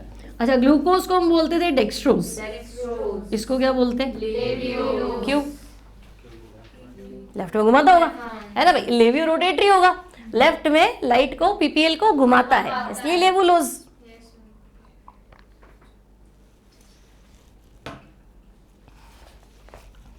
अब देखो इसकी इंफॉर्मेशन देखें तो आपको कहा गया भाई फ्रक्टोज जो है वो कीटो हेक्सोज है, तो मतलब आप कहना चाहते हो कि इसका फंक्शनल ग्रुप कीटोन होगा। ठीक है, और हेक्सोज क्यों कहना चाह रहे हो, क्योंकि इसमें 6 कार्बन वाली शुगर होगी। ठीक है, मान लेते हैं। ठीक है, अब मैं स्ट्रक्चर बना लेती हूँ। कीटोन एल्डिहाइड कौन पे होता है, कीटोन तो 2 नंबर पे होगा, है ना, तो मैंने सोचा देखो ये CH2OH। ठीक है, अब 2 नंबर पे ketone, C double bond O, यहाँ पे भी 3 पे उल्टा ही, तो ये OH और H, 4 पे H और OH, फिर 5 पे और 6 पे ठीक है CH2OH। अब भी मुझे लग रहा है ये D लग रहा है थोड़ा, है ना, तो मैं D लिख लेती हूँ, लेकिन अब मैं प्लस नहीं लिखूंगी, तो ये है D माइनस फ्रक्टोज। यहाँ तक कोई तकलीफ है क्या? 6 कार्बन वाली शुगर थी, क्रियात्मक समूह कीटोन है। अब कायरल कार्बन गिन लो, पहला तो नहीं है, दूसरा नहीं है, ये है, ये ऊपर तो अलग चीज चल रही है, नीचे अलग चल रही है, ये कायरेल है। अब तो नहीं देखना है, जैसे इसको बच्चे क्या सोचते हैं, ऊपर भी तो CHOH है, इधर भी तो CHOH है, पूरा गिनो, इसके ऊपर CHOH है, ऊपर टोटल 3 कार्बन है, यहाँ क्या है, ये अलग है। इस पूरे को एक बॉल मान लो और इस पूरे को एक बॉल मान लो, क्या दोनों बॉल सेम है क्या? तो फिर ये कायरेल है और ये भी कायरेल है, तो हम कहेंगे नंबर ऑफ कायरेल कार्बन कितने हो गए? 3। ऑप्टिकल आइसोमर्स बोलो, प्रकाशिक समावयवी 2 की पावर 3, तो हम कहेंगे 2 की पावर 3 यानी कि 8, है ना। ग्लूकोज के कितने थे? 16। इसके कितने हैं? 8। क्लियर है, यहाँ तक कोई डाउट नहीं? ठीक है, अब आपसे कहा गया कि भाई इसमें भी वही परेशानी थी, कुछ टेस्ट इसके भी गड़बड़ थे, तो हम सीधा बताएंगे हाँ भाई इसमें भी साइक्लिक स्ट्रक्चर है, तो बनाओ साइक्लिक स्ट्रक्चर। तो पहला हमारे पास क्या है? CH2OH। ठीक है, मैं ऐसे लिख देते हैं थोड़ा इंटरेक्शन के लिए, C डबल बॉन्ड O और यहाँ मैं लिख देती हूँ CH2OH। ठीक है, 3 नंबर पे आपका उल्टा चल रहा है, OH, 4 पे HOH, 5 पे क्या हो गया, 5 पे HOH और 6 पे CH2OH। ठीक है, यहाँ क्या लिखूँ? D D minus fructose, tension खत्म। अब मुझे पता है कि मुझे इंटरेक्शन कराना है, बड़ी रिंग बनानी है ना, तो ये सेकेंड लास्ट और ये ग्रुप, यही होगा। ठीक है, अब ये ऐसे कर लेते हैं। तो देखो अब आपका जो O था वो किस पे बदल गया, OH, और यहाँ आपका हो गया CH2 OH। ठीक है, 1 2 3 पे OH, 4 पे H और OH, और 5 पे H और O से कनेक्शन हुआ C2 का, है ना, और ये क्या हो गया CH2OH। अब OH मैंने राइट साइड में लिखा है इसलिए मैं इसको अल्फा बोलने वाली हूँ, अल्फा डी माइनस फ्रक्टोज। आपका एनोमेरिक कार्बन इस बार कौन सा है, सेकेंड, क्योंकि यही तो कायरल बना है। और इसी का ही तो लेफ्ट राइट चेंज करूंगी तो गड़बड़ होगी, अल्फा का बीटा हो जाएगा। तो अब मैंने क्या किया, सिर्फ OH इधर लिखा है और CH2OH इधर। ठीक है, तो फर्स्ट सेकेंड हो गया, थर्ड आपको पता ही है OH, फोर्थ में फिफ्थ में सिर्फ H और रिंग, H और रिंग। ठीक है, और फिर CH2OH, तो ये हो गया आपका अल्फा की जगह बीटा, D माइनस फ्रक्टोज। बोलो यहाँ कोई दिक्कत है क्या? अब ये प्रक्षेपण कौन से है, फिशर है ना, ये कौन से प्रोजेक्शन है, फिशर प्रोजेक्शन है। तो आपको दिया हुआ है कीटोन, कीटोन का functional group, sorry fructose, fructose का फंक्शनल ग्रुप कीटोन, और ये पूरा स्ट्रक्चर। ठीक है, अब आपको कहे अल्फा डी माइनस फ्रक्टोफ्यूरेनोज बनाओ, मतलब आपको फ्यूरेन फॉर्म में, है ना। अब ये आपका साइक्लिक स्ट्रक्चर है, हावर्थ प्रोजेक्शन बनाओ अगर मैं इसका। ठीक है, तो अब देखो आपके पास जो रिंग है ना, पिछली बार 6 मेंबर थी, इस बार रिंग में मेंबर कितने, 5 है, 1 2 3 4 और 6 मेंबर, तो फिर पायरेन था, 5 में हमारे पास फ्यूरेन है। तो अब आपको बताना है कि भाई फ्रक्टोज प्रकृति में एक साइक्लिक स्ट्रक्चर है, फ्यूरेन उससे समानता दर्शाता है ऐसे। अब अगर इसके अंदर मैं फ्रक्टोज लिखूंगी तो मुझे मानना पड़ेगा फ्यूरेनोज स्ट्रक्चर।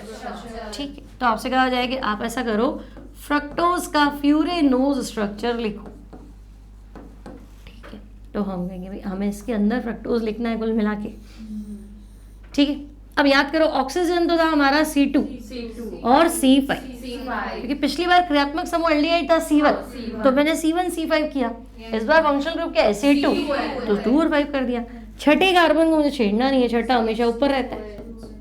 ठीक है ना, तो ये C2, ये C3, ये C4, ये C5 और ये C6। अब फ्रक्टोज याद करो तो OH तो राइट में ही था ना भाई, और इधर क्या था CH2, तो ये अप ये डाउन। तो बस आपको क्या करना है, यहाँ CH2OH रखो, यहाँ OH, 3 पे उल्टा होता है, 4 पे और 5 पे, सही। तो अब इसका नाम हो जाएगा अल्फा डी माइनस फ्रक्टोफ्यूरेनोज बोल दो, फ्रक्टोज बोल दो भाई, ये हावर्थ प्रोजेक्शन है ना, इसको हम हावर्थ बोलेंगे। पिछला वाला क्या था, फिशर, वो फिशर था, ये हावर्थ। क्लियर है, यहाँ भी क्लियर। तो आपके पास हावर्थ प्रोजेक्शन दे रखे ये इस तरह से। ठीक है, अब आपके पास बात आती है डाइसेकेराइड। नेक्स्ट जो हेडिंग है वो है आपके पास डाइसेकेराइड। ठीक है,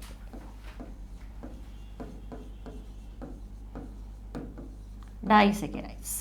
ठीक है, तो मैं कह दूं कि जल अपघटन पे 2 यूनिट क्या देगा, मोनोसेकेराइड, है ना। वो क्या बोलेंगे, कार्बोहाइड्रेट जो हाइड्रोलिसिस पे क्या देता है, 2 यूनिट मोनोसेकेराइड।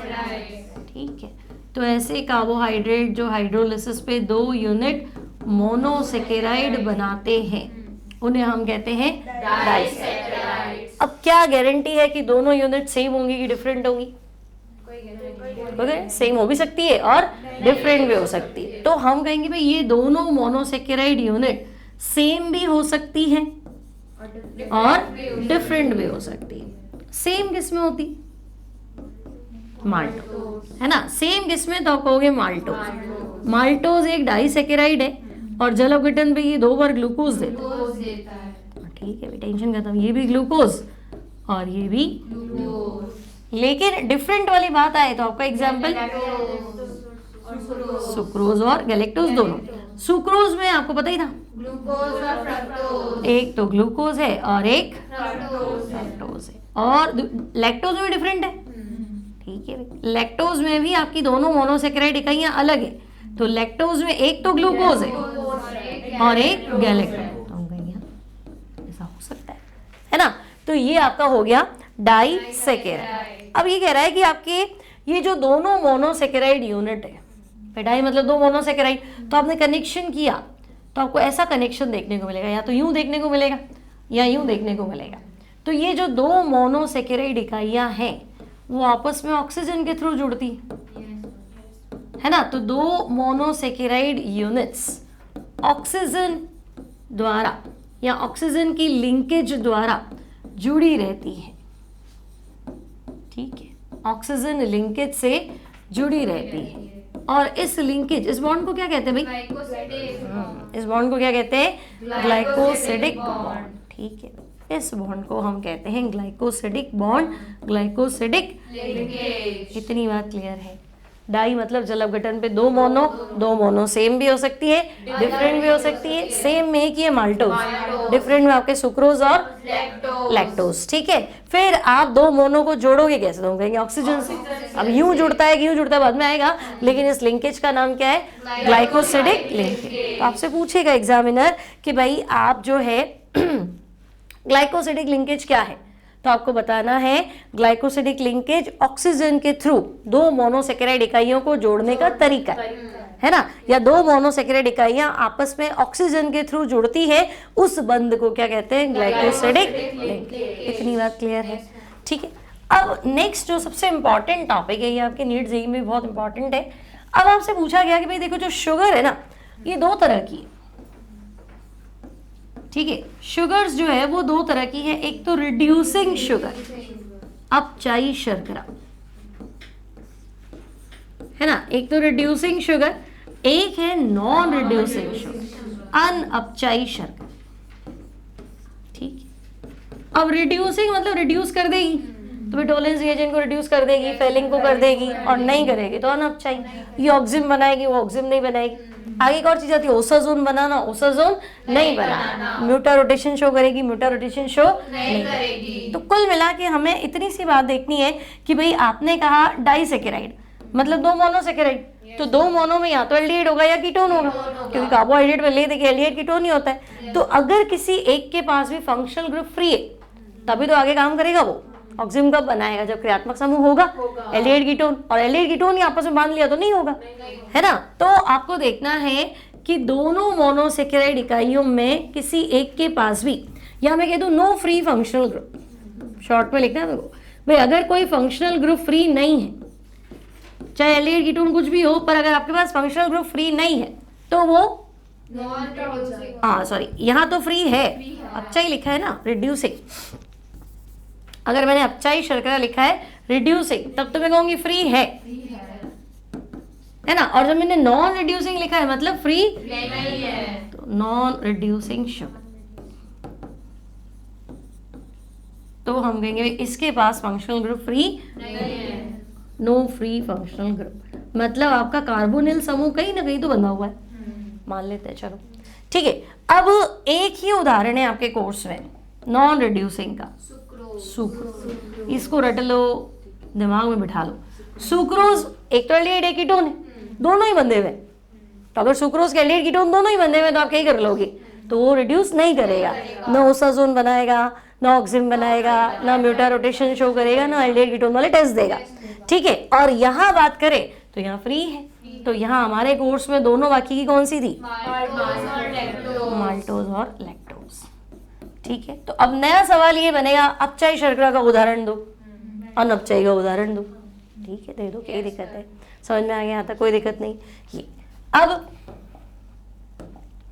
आपको डिटेल में पढ़ना है, तो पहला टॉपिक जो है आपके पास वो है सुक्रोज। ठीक है, अब देखो सुक्रोज डाइसेकेराइड है, फॉर्मूला क्या है? अगर मैं इसका हाइड्रोलिसिस कर दूं तो ये बनाएगा एक तो ग्लूकोज और दूसरा फ्रक्टोज। अब वो ओरिजिनल बताओ कि ग्लूकोज बनाएगा, तो अब तुम्हारे को इतना सा नॉलेज है क्या कि ग्लूकोज फ्रक्टोज ही होता है। अब तो तुम्हारा नॉलेज बहुत बढ़ गया होगा ना, तो पता है ग्लूकोज अकेला थोड़ा ना होता है, इसके 2 रूप होते हैं, फ्रक्टोज के भी 2 होते हैं। तो अभी मुझे लो बताओ अच्छे से कौन सा ग्लूकोज देगा, तो अच्छे से बताओ अल्फा डी प्लस ग्लूकोज देगा। और फ्रक्टोज कौन सा देगा, बीटा। फ्रक्टोज देगा बीटा डी माइनस, ठीक है भाई। फ्रक्टोज माइनस ही होता है, ये प्लस होता है, डी रूप ही होते हैं नेचर में, शुगर्स होती है वो डी फॉर्म में होती है, लेकिन ये अल्फा है और ये बीटा है, ठीक। इसको कैसे पहचानेंगे, हमारे पास है ना मेल्टिंग पॉइंट, है ना, तो ये आपको याद रखना है। सुक्रोज से आपको मिला अल्फा डी प्लस और बीटा डी माइनस, ठीक है। तो अब आपको क्या करना है, सुक्रोज का स्ट्रक्चर बनाओ। तो सुक्रोज क्या है, ग्लूकोज फ्रक्टोज को जोड़ना ही तो है। तो मैं कहूँगी ग्लूकोज तो हम ऐसे बनाते थे 6 मेंबर्ड रिंग स्ट्रक्चर, और फ्रक्टोज हम ऐसे बनाते थे 5 मेंबर्ड रिंग स्ट्रक्चर। अब आपने बोला कि ये नॉन रिड्यूसिंग शुगर है, सुक्रोज का अनअपचाई, मतलब इसका ग्रुप फ्री नहीं, तो यहाँ पे तो ग्रुप होता है C1 और यहाँ ग्रुप क्या होता है C2, C3, C4, C5 और C6। C5 यहाँ लिख सकते थे, वो कोई दिक्कत नहीं है, लेकिन मुझे ग्रुप फ्री थोड़ा ना रखना है। आपने बोला सुक्रोज में एल्डिहाइड कीटोन बंधा हुआ होना चाहिए, क्योंकि यह अनअपचाई शर्करा है, तो मैं यहाँ लिखूंगी ना 1 और 2 को आसपास लिखूंगी, तभी तो बांधेंगे, अदरवाइज बांधेंगे कैसे, ऐसे। तो एक बार हम सिंपल हमारा अल्फा डी ग्लूकोज बनाते हैं, तो हम कहेंगे ग्लूकोज तो ऐसे बनाते थे C1, C2, C3, C4, C5 और ये छठा कार्बन, ठीक है। फिर यहाँ क्या था H और OH, यहाँ यहाँ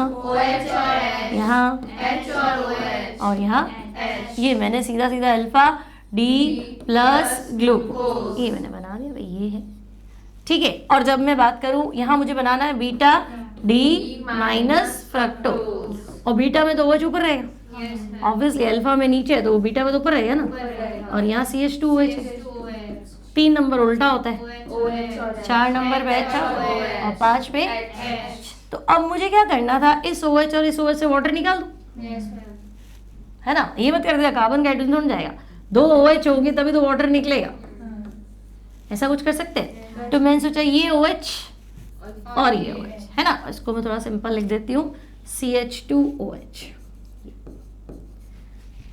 ठीक है। और इसको मान लेते हैं ऐसे ही, सही। और इस लिंकेज का नाम क्या है, तो तुम्हारे दिमाग में रखना है कि ये जो N बनेगा ना, मैंने तो बता या तो ऐसा होगा या ऐसा होगा, तो अगर एक भी रूप बीटा है ना तो ऐसा होगा, क्योंकि एक का OH बीटा है तो एक OH ऊपर एक OH नीचे, तो ऐसे टेढ़ा आएगा ना ब्रिज, और इसका भी अल्फा इसका भी अल्फा है तो सीधा बन जाएगा, ठीक है। तो हमको ये ध्यान में रखना है यहाँ तो ऐसा होना चाहिए, ये है आपका ग्लाइकोसिडिक लिंकेज, क्लियर है। तो ये आपको दे रखा है सुक्रोज, बना लोगे, कोई टेंशन नहीं, ठीक है। चलो CH2OH ऊपर है ना हमारा, बीटा डी फ्रक्टोज,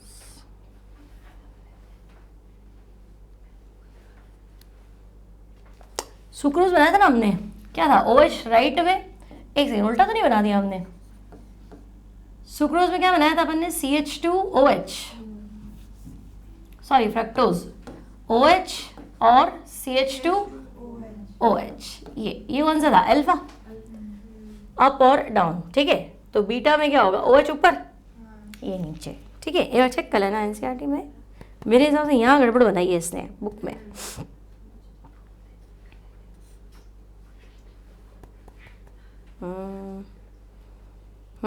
ये गलत छाप दिया इसने, ठीक है। चलो यहाँ तक क्लियर है। अब नया टॉपिक है तुम्हारे पास इन्वर्जन ऑफ शुगर, ठीक है। इन्वर्जन ऑफ शुगर, शर्करा का प्रतिपन, इससे क्या समझे, इन्वर्जन ऑफ शुगर, शर्करा का प्रतिपन। देखो पहली बात तो इन्वर्ट शुगर आप किसको बोलते हो, केन शुगर, है ना। केन शुगर कौन सी होती है, सुक्रोज, ठीक है। इन्वर्ट शुगर मतलब प्रतीप शर्करा, इन्वर्ट यानी पलटना, प्रतिपन पढ़ा था ना, वॉल्डन इन्वर्जन, SN2 मैकेनिज्म। तो इन्वर्ट शुगर मतलब हम सुक्रोज को बोलते हैं invert sugar. Inward sugar. Formula हमारा ये है ही सही, C12H22O11. ठीक है। अब ये क्या कहना चाह रहा है कि देखो आपके पास सुक्रोज है C12H22O11। जब मैं इसको स्टडी करती हूँ तो मुझे इसका स्पेसिफिक रोटेशन ये दिखता है प्लस का 66.5, मतलब प्लस यानी ये डेक्स्ट्रो है और रोटेशन कितना है 66। राइट में घुमाएगा, इतने डिग्री से घुमाएगा, ठीक है, क्या टेंशन है। जब मैं सुक्रोज का हाइड्रोलिसिस करूँ, अब चाहे तुम इन्वर्टेज एंजाइम मिलाओ चाहे तुम एसिडिक मीडियम लो, तुम्हारा इतना तो क्लियर है, एक तो ग्लूकोज आना है और एक क्या आना है, फ्रक्टोज आना है, ठीक है। अब जब आप ग्लूकोज की बात करते हो तो ग्लूकोज तो डेक्स्ट्रोज होता है और जब आप फ्रक्टोज की बात करते हो तो फ्रक्टोज तो लेवियोज होता है। अब ग्लूकोज का जो रोटेशन है वो प्लस का 52.4 मैं लमसम लिख रही हूँ, है ना, और फ्रक्टोज तो माइनस होता है तो माइनस का 92.5, ठीक है। तो भाई 52 तो राइट में घुमा और 92 लेफ्ट में घुमा, तो ओवरऑल कहाँ घुमा, पहले 52 सीधा वो होगा फिर घुमाओ, है ना। तो आप कह रहे हो कि पानी मिलाने के बाद तो ये लेफ्ट हो गया और पानी मिलाने के पहले राइट, तो मतलब जल अपघटन के बाद डेक्स्ट्रो से क्या हो गया, है ना। तो सुक्रोज डेक्स्ट्रो रोटेटरी होता है बिफोर हाइड्रोलिसिस, लेकिन जल अपघटन के बाद आफ्टर हाइड्रोलिसिस क्या हो गया, तो पलट गया ना, और पलटने को क्या कहते हैं, इन्वर्जन। हमारी लैंग्वेज में तो ही कहते हैं पलटना मतलब इन्वर्जन है, ऐसा वो पलटी, हाँ पलट गई मतलब ऐसा ना होता है, पलट गई मतलब इन्वर्जन हो गया, अब उल्टा है, क्लियर है। तो ग्लूकोज का जलीय विलयन डेक्स्ट्रो रोटेटरी होता है, जल अपघटन के बाद में ये लेवियो रोटेटरी होता है। इस प्रोसेस को कहते हैं इन्वर्जन ऑफ शुगर, है ना, और इसीलिए सुक्रोज को क्या कहते हैं, इन्वर्ट शुगर, प्रतिप शर्करा, ठीक है, कोई दिक्कत नहीं यहाँ तक। तो ये आपका सुक्रोज कंप्लीट है ना। अब बात आती है माल्टोज, थके तो नहीं, तो 1 घंटा लेट आई हो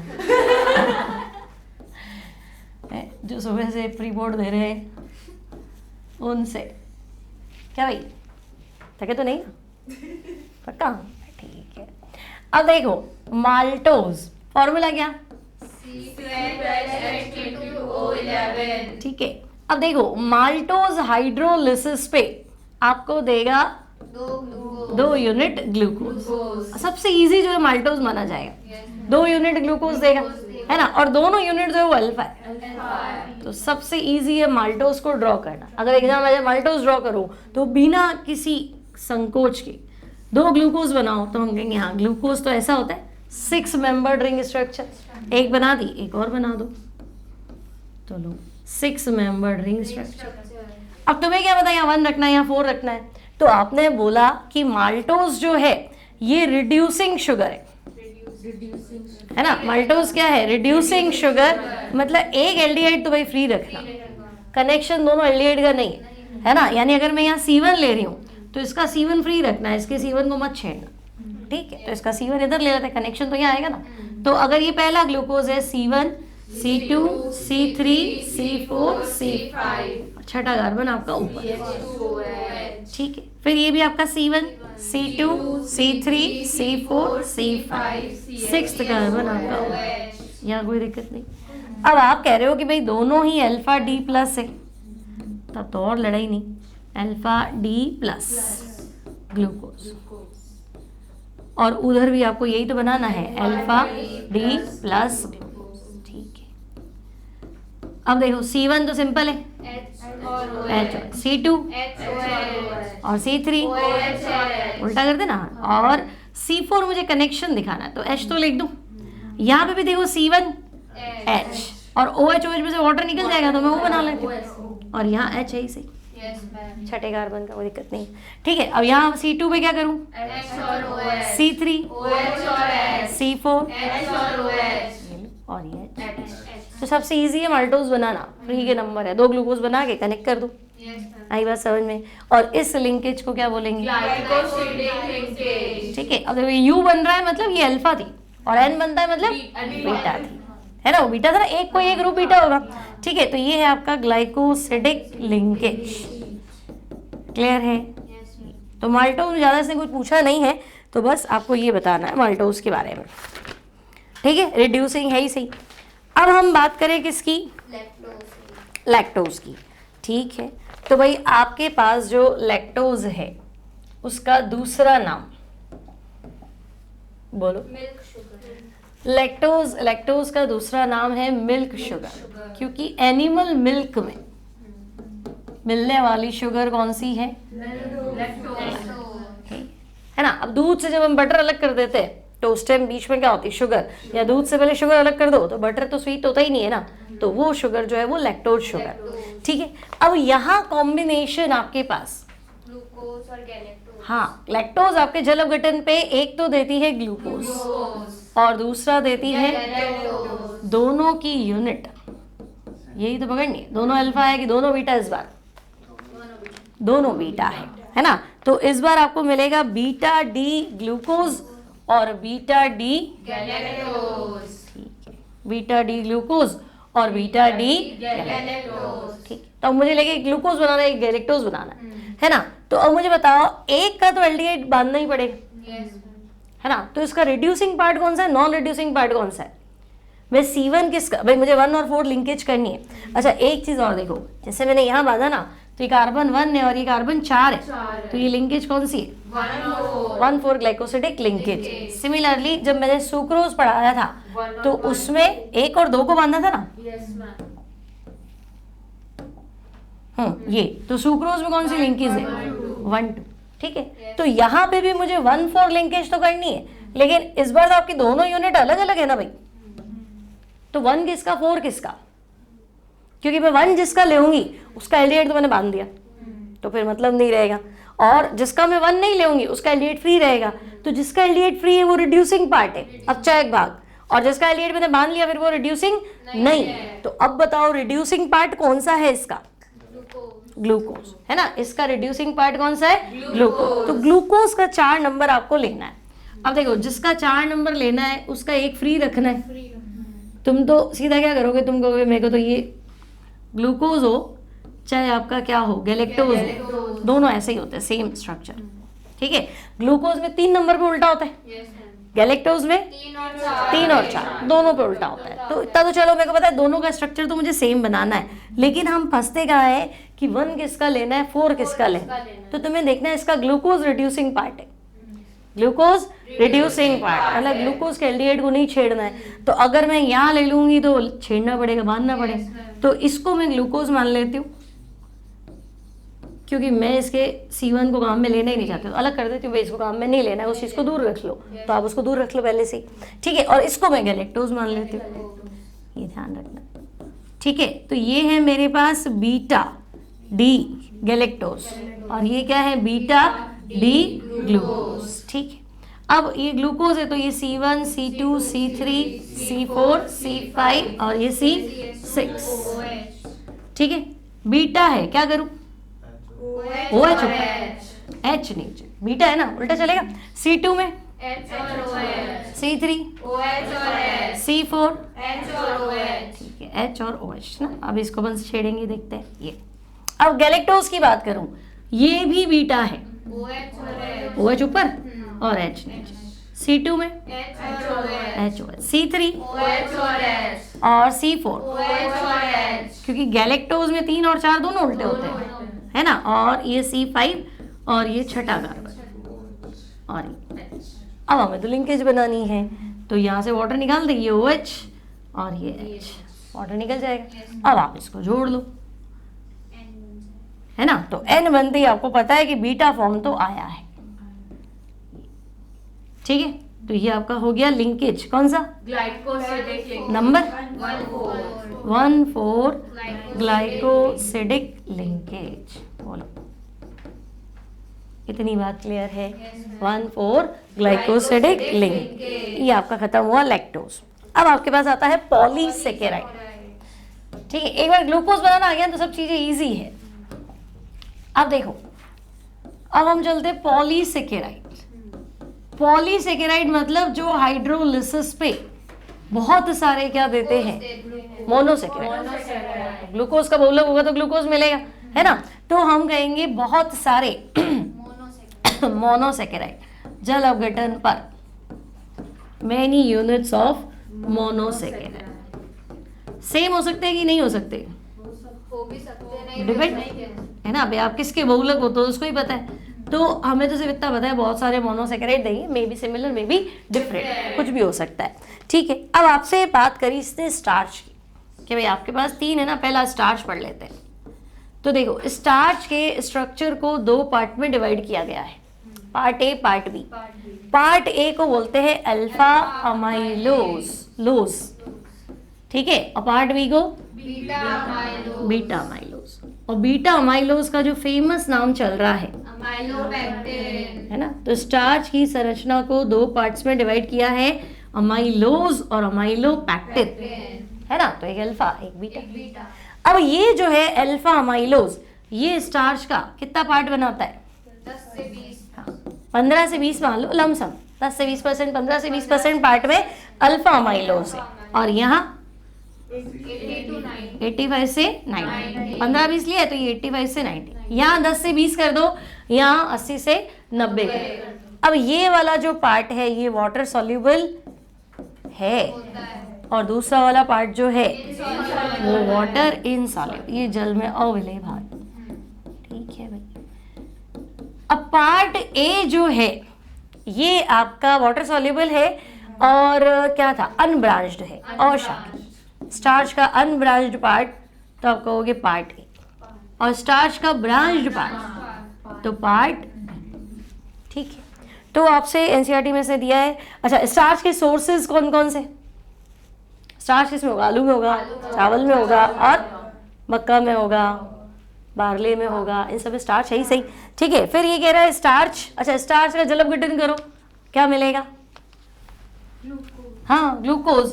अगर मैं स्टार्च ले लूं तो फाइनल प्रोडक्ट तो मुझे बताइए, मेरा आंसर तो अल्फा डी प्लस ग्लूकोज। तो स्टार्च सबसे इजी है, आपको 4 ग्लूकोज जोड़ के बता दो, है ना। तो स्टार्च हाइड्रोलिसिस पे क्या देगा? Alpha D plus glucose. तो तुम पूछो ग्लूकोज होगा कौन सा, तो अल्फा डी प्लस ग्लूकोज। तो तुमने बीटा ग्लूकोज पढ़ा ही कब? जब गैलेक्टोज था, और लैक्टोज के अंदर पढ़ा ना, गैलेक्टोज के साथ ग्लूकोज, तो गैलेक्टोज बीटा था, ग्लूकोज भी बीटा था, बाकी तो तुमने सारे क्या पढ़े? अल्फा ही पढ़े, ऐसे। ठीक है, तो फिर स्टार्च के 2 पार्ट में डिवाइड किया, अमाइलोज, अमाइलोपैक्टिन। फिर अमाइलोज पानी में घुल जाता है, 15 से 20% पार्ट बनाता है, जल अपघटन पे 200 से 1000 अल्फा डी ग्लूकोज देगा, तो लिख बहुत सारे देगा, है ना। फिर लिंकेज 1,4 लिंकेज है, अमाइलोपैक्टिन पानी में नहीं घुलता है, 80 से 85% पार्ट बनाता है, ब्रांच्ड होता है, और इसमें 1,4 के साथ साथ क्या होती है? 1,6 लिंकेज होती है। तो आपको ले देके अल्फा अमाइलोज और बीटा अमाइलोज का स्ट्रक्चर बनाना है। ठीक है, तो अगर तुमसे कहे कि लो स्टार्च का पार्ट ए का स्ट्रक्चर बनाओ, देखो तुम्हें अल्फा डी ग्लूकोज बनाना आता है क्या? नहीं आता है, इतनी देर से ये तो सीखा ही है। ग्लूकोज तो बना लेंगे, अब 2 नहीं बनाओगे क्योंकि 2 से तो मान लेगा डाइसेकेराइड, तो थोड़ा तो अलग करो, तो 3 बना। ठीक है, तो कम से कम 3 बनाना, नहीं तो 2 में तो सीधा कंसिडर होगा कि डाई है। 3 बनाओ, 4 बनाओ, डिपेंड करता है तुम कितने बनाते हो, है ना, लेकिन 3 कम से कम बनाओ। अब मुझे तो अल्फा डी ग्लूकोज बनाना है, तो देखो कनेक्शन पॉइंट भी मुझे पता है, C1 और C4 है, तो मैंने क्या किया, पहले सबके नंबर सेट कर दिए। ये C1 है तो C4 होना ही चाहिए, तो हो ही जाएगा। देखो C1 C2 C3 C4 C5, और ये छठा का।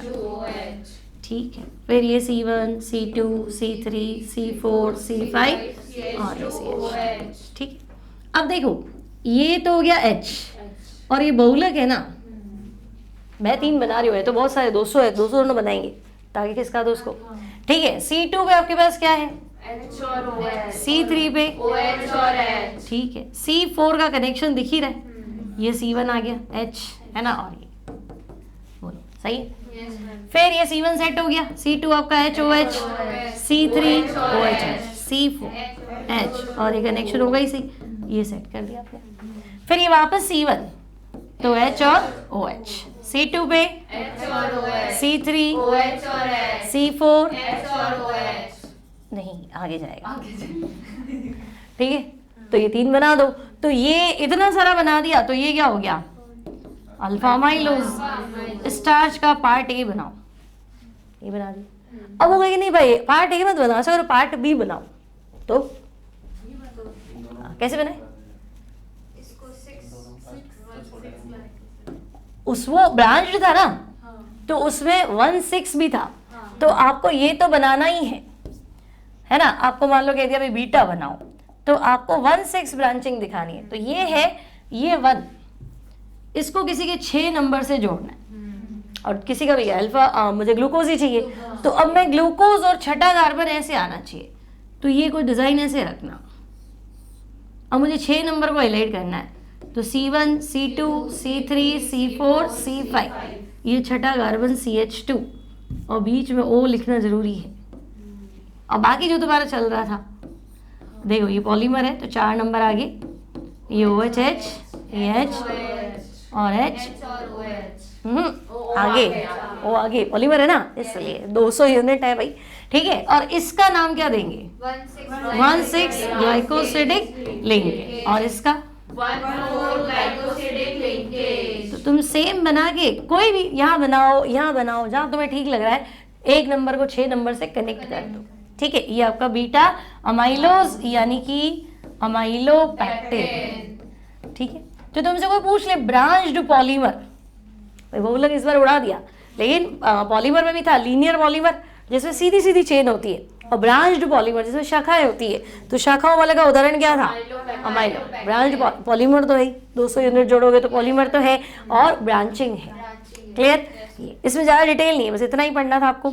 अब आपके पास है सेल्यूलोज। तो सेल्यूलोज कहाँ सुना? Cell wall. सेल वॉल किसकी बनी होती है? सेल्यूलोज, है ना। देखो रुई में 98% सेल्यूलोज होता है। प्लांट की छाल जो है ना, ये खादी वादी जो बना रहे हैं, ये सब क्या है? सेल्यूलोज ही, ठीक है। अब जो हर्बीवोरस है, शाकाहारी, वो तो घास फूस खा लेते हैं, तो उनके पच जाता है, अपने तो नहीं पचता है। पत्तियां तोड़ लें, झाड़ियां तोड़ ले, तो कैसे तो खा सकते हैं क्या? नहीं ना। क्यों नहीं पचता है? सेल्यूलोज नहीं पचता है, क्यों नहीं पचता है? वो तुमने बायो में पढ़ा होगा ना, एक वो क्या अपेंडिक्स होती है, तो उसके अंदर उनके ना बैक्टीरिया है, एंजाइम्स है जो सेल्यूलोज को बचाएंगे। अपने तो वेस्टिजियल ऑर्गन है, अवशेषी अंग है, वो तो बेकार है अपने लिए, तो अपनी बॉडी में है ही नहीं, है ना, बैक्टीरिया को डाइजेस्ट करने वाले एंजाइम। तो हम घास फूस तो नहीं खा सकते कम से कम, तो हम सेल्यूलोज नहीं खा सकते, ठीक है। अभी कहेंगे चलो खाओ नहीं खाओ स्ट्रक्चर बना लो, अब क्या करोगे? है बना लेंगे। कैसे बनाओगे?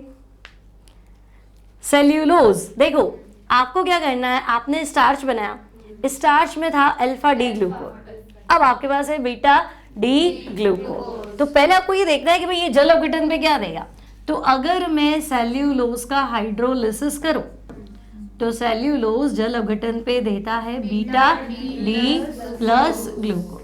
तो बस इतनी सी बात ही तो है कि मैं सारे बीटा डी प्लस ग्लूकोज को कनेक्ट कर दूं, है ना। अभी ब्रांच तो कह नहीं रही है, कह रहे हैं इसमें 1/4 लिंकेज है, तो बस अब बोलो बीटा डी ग्लूकोज बनाए।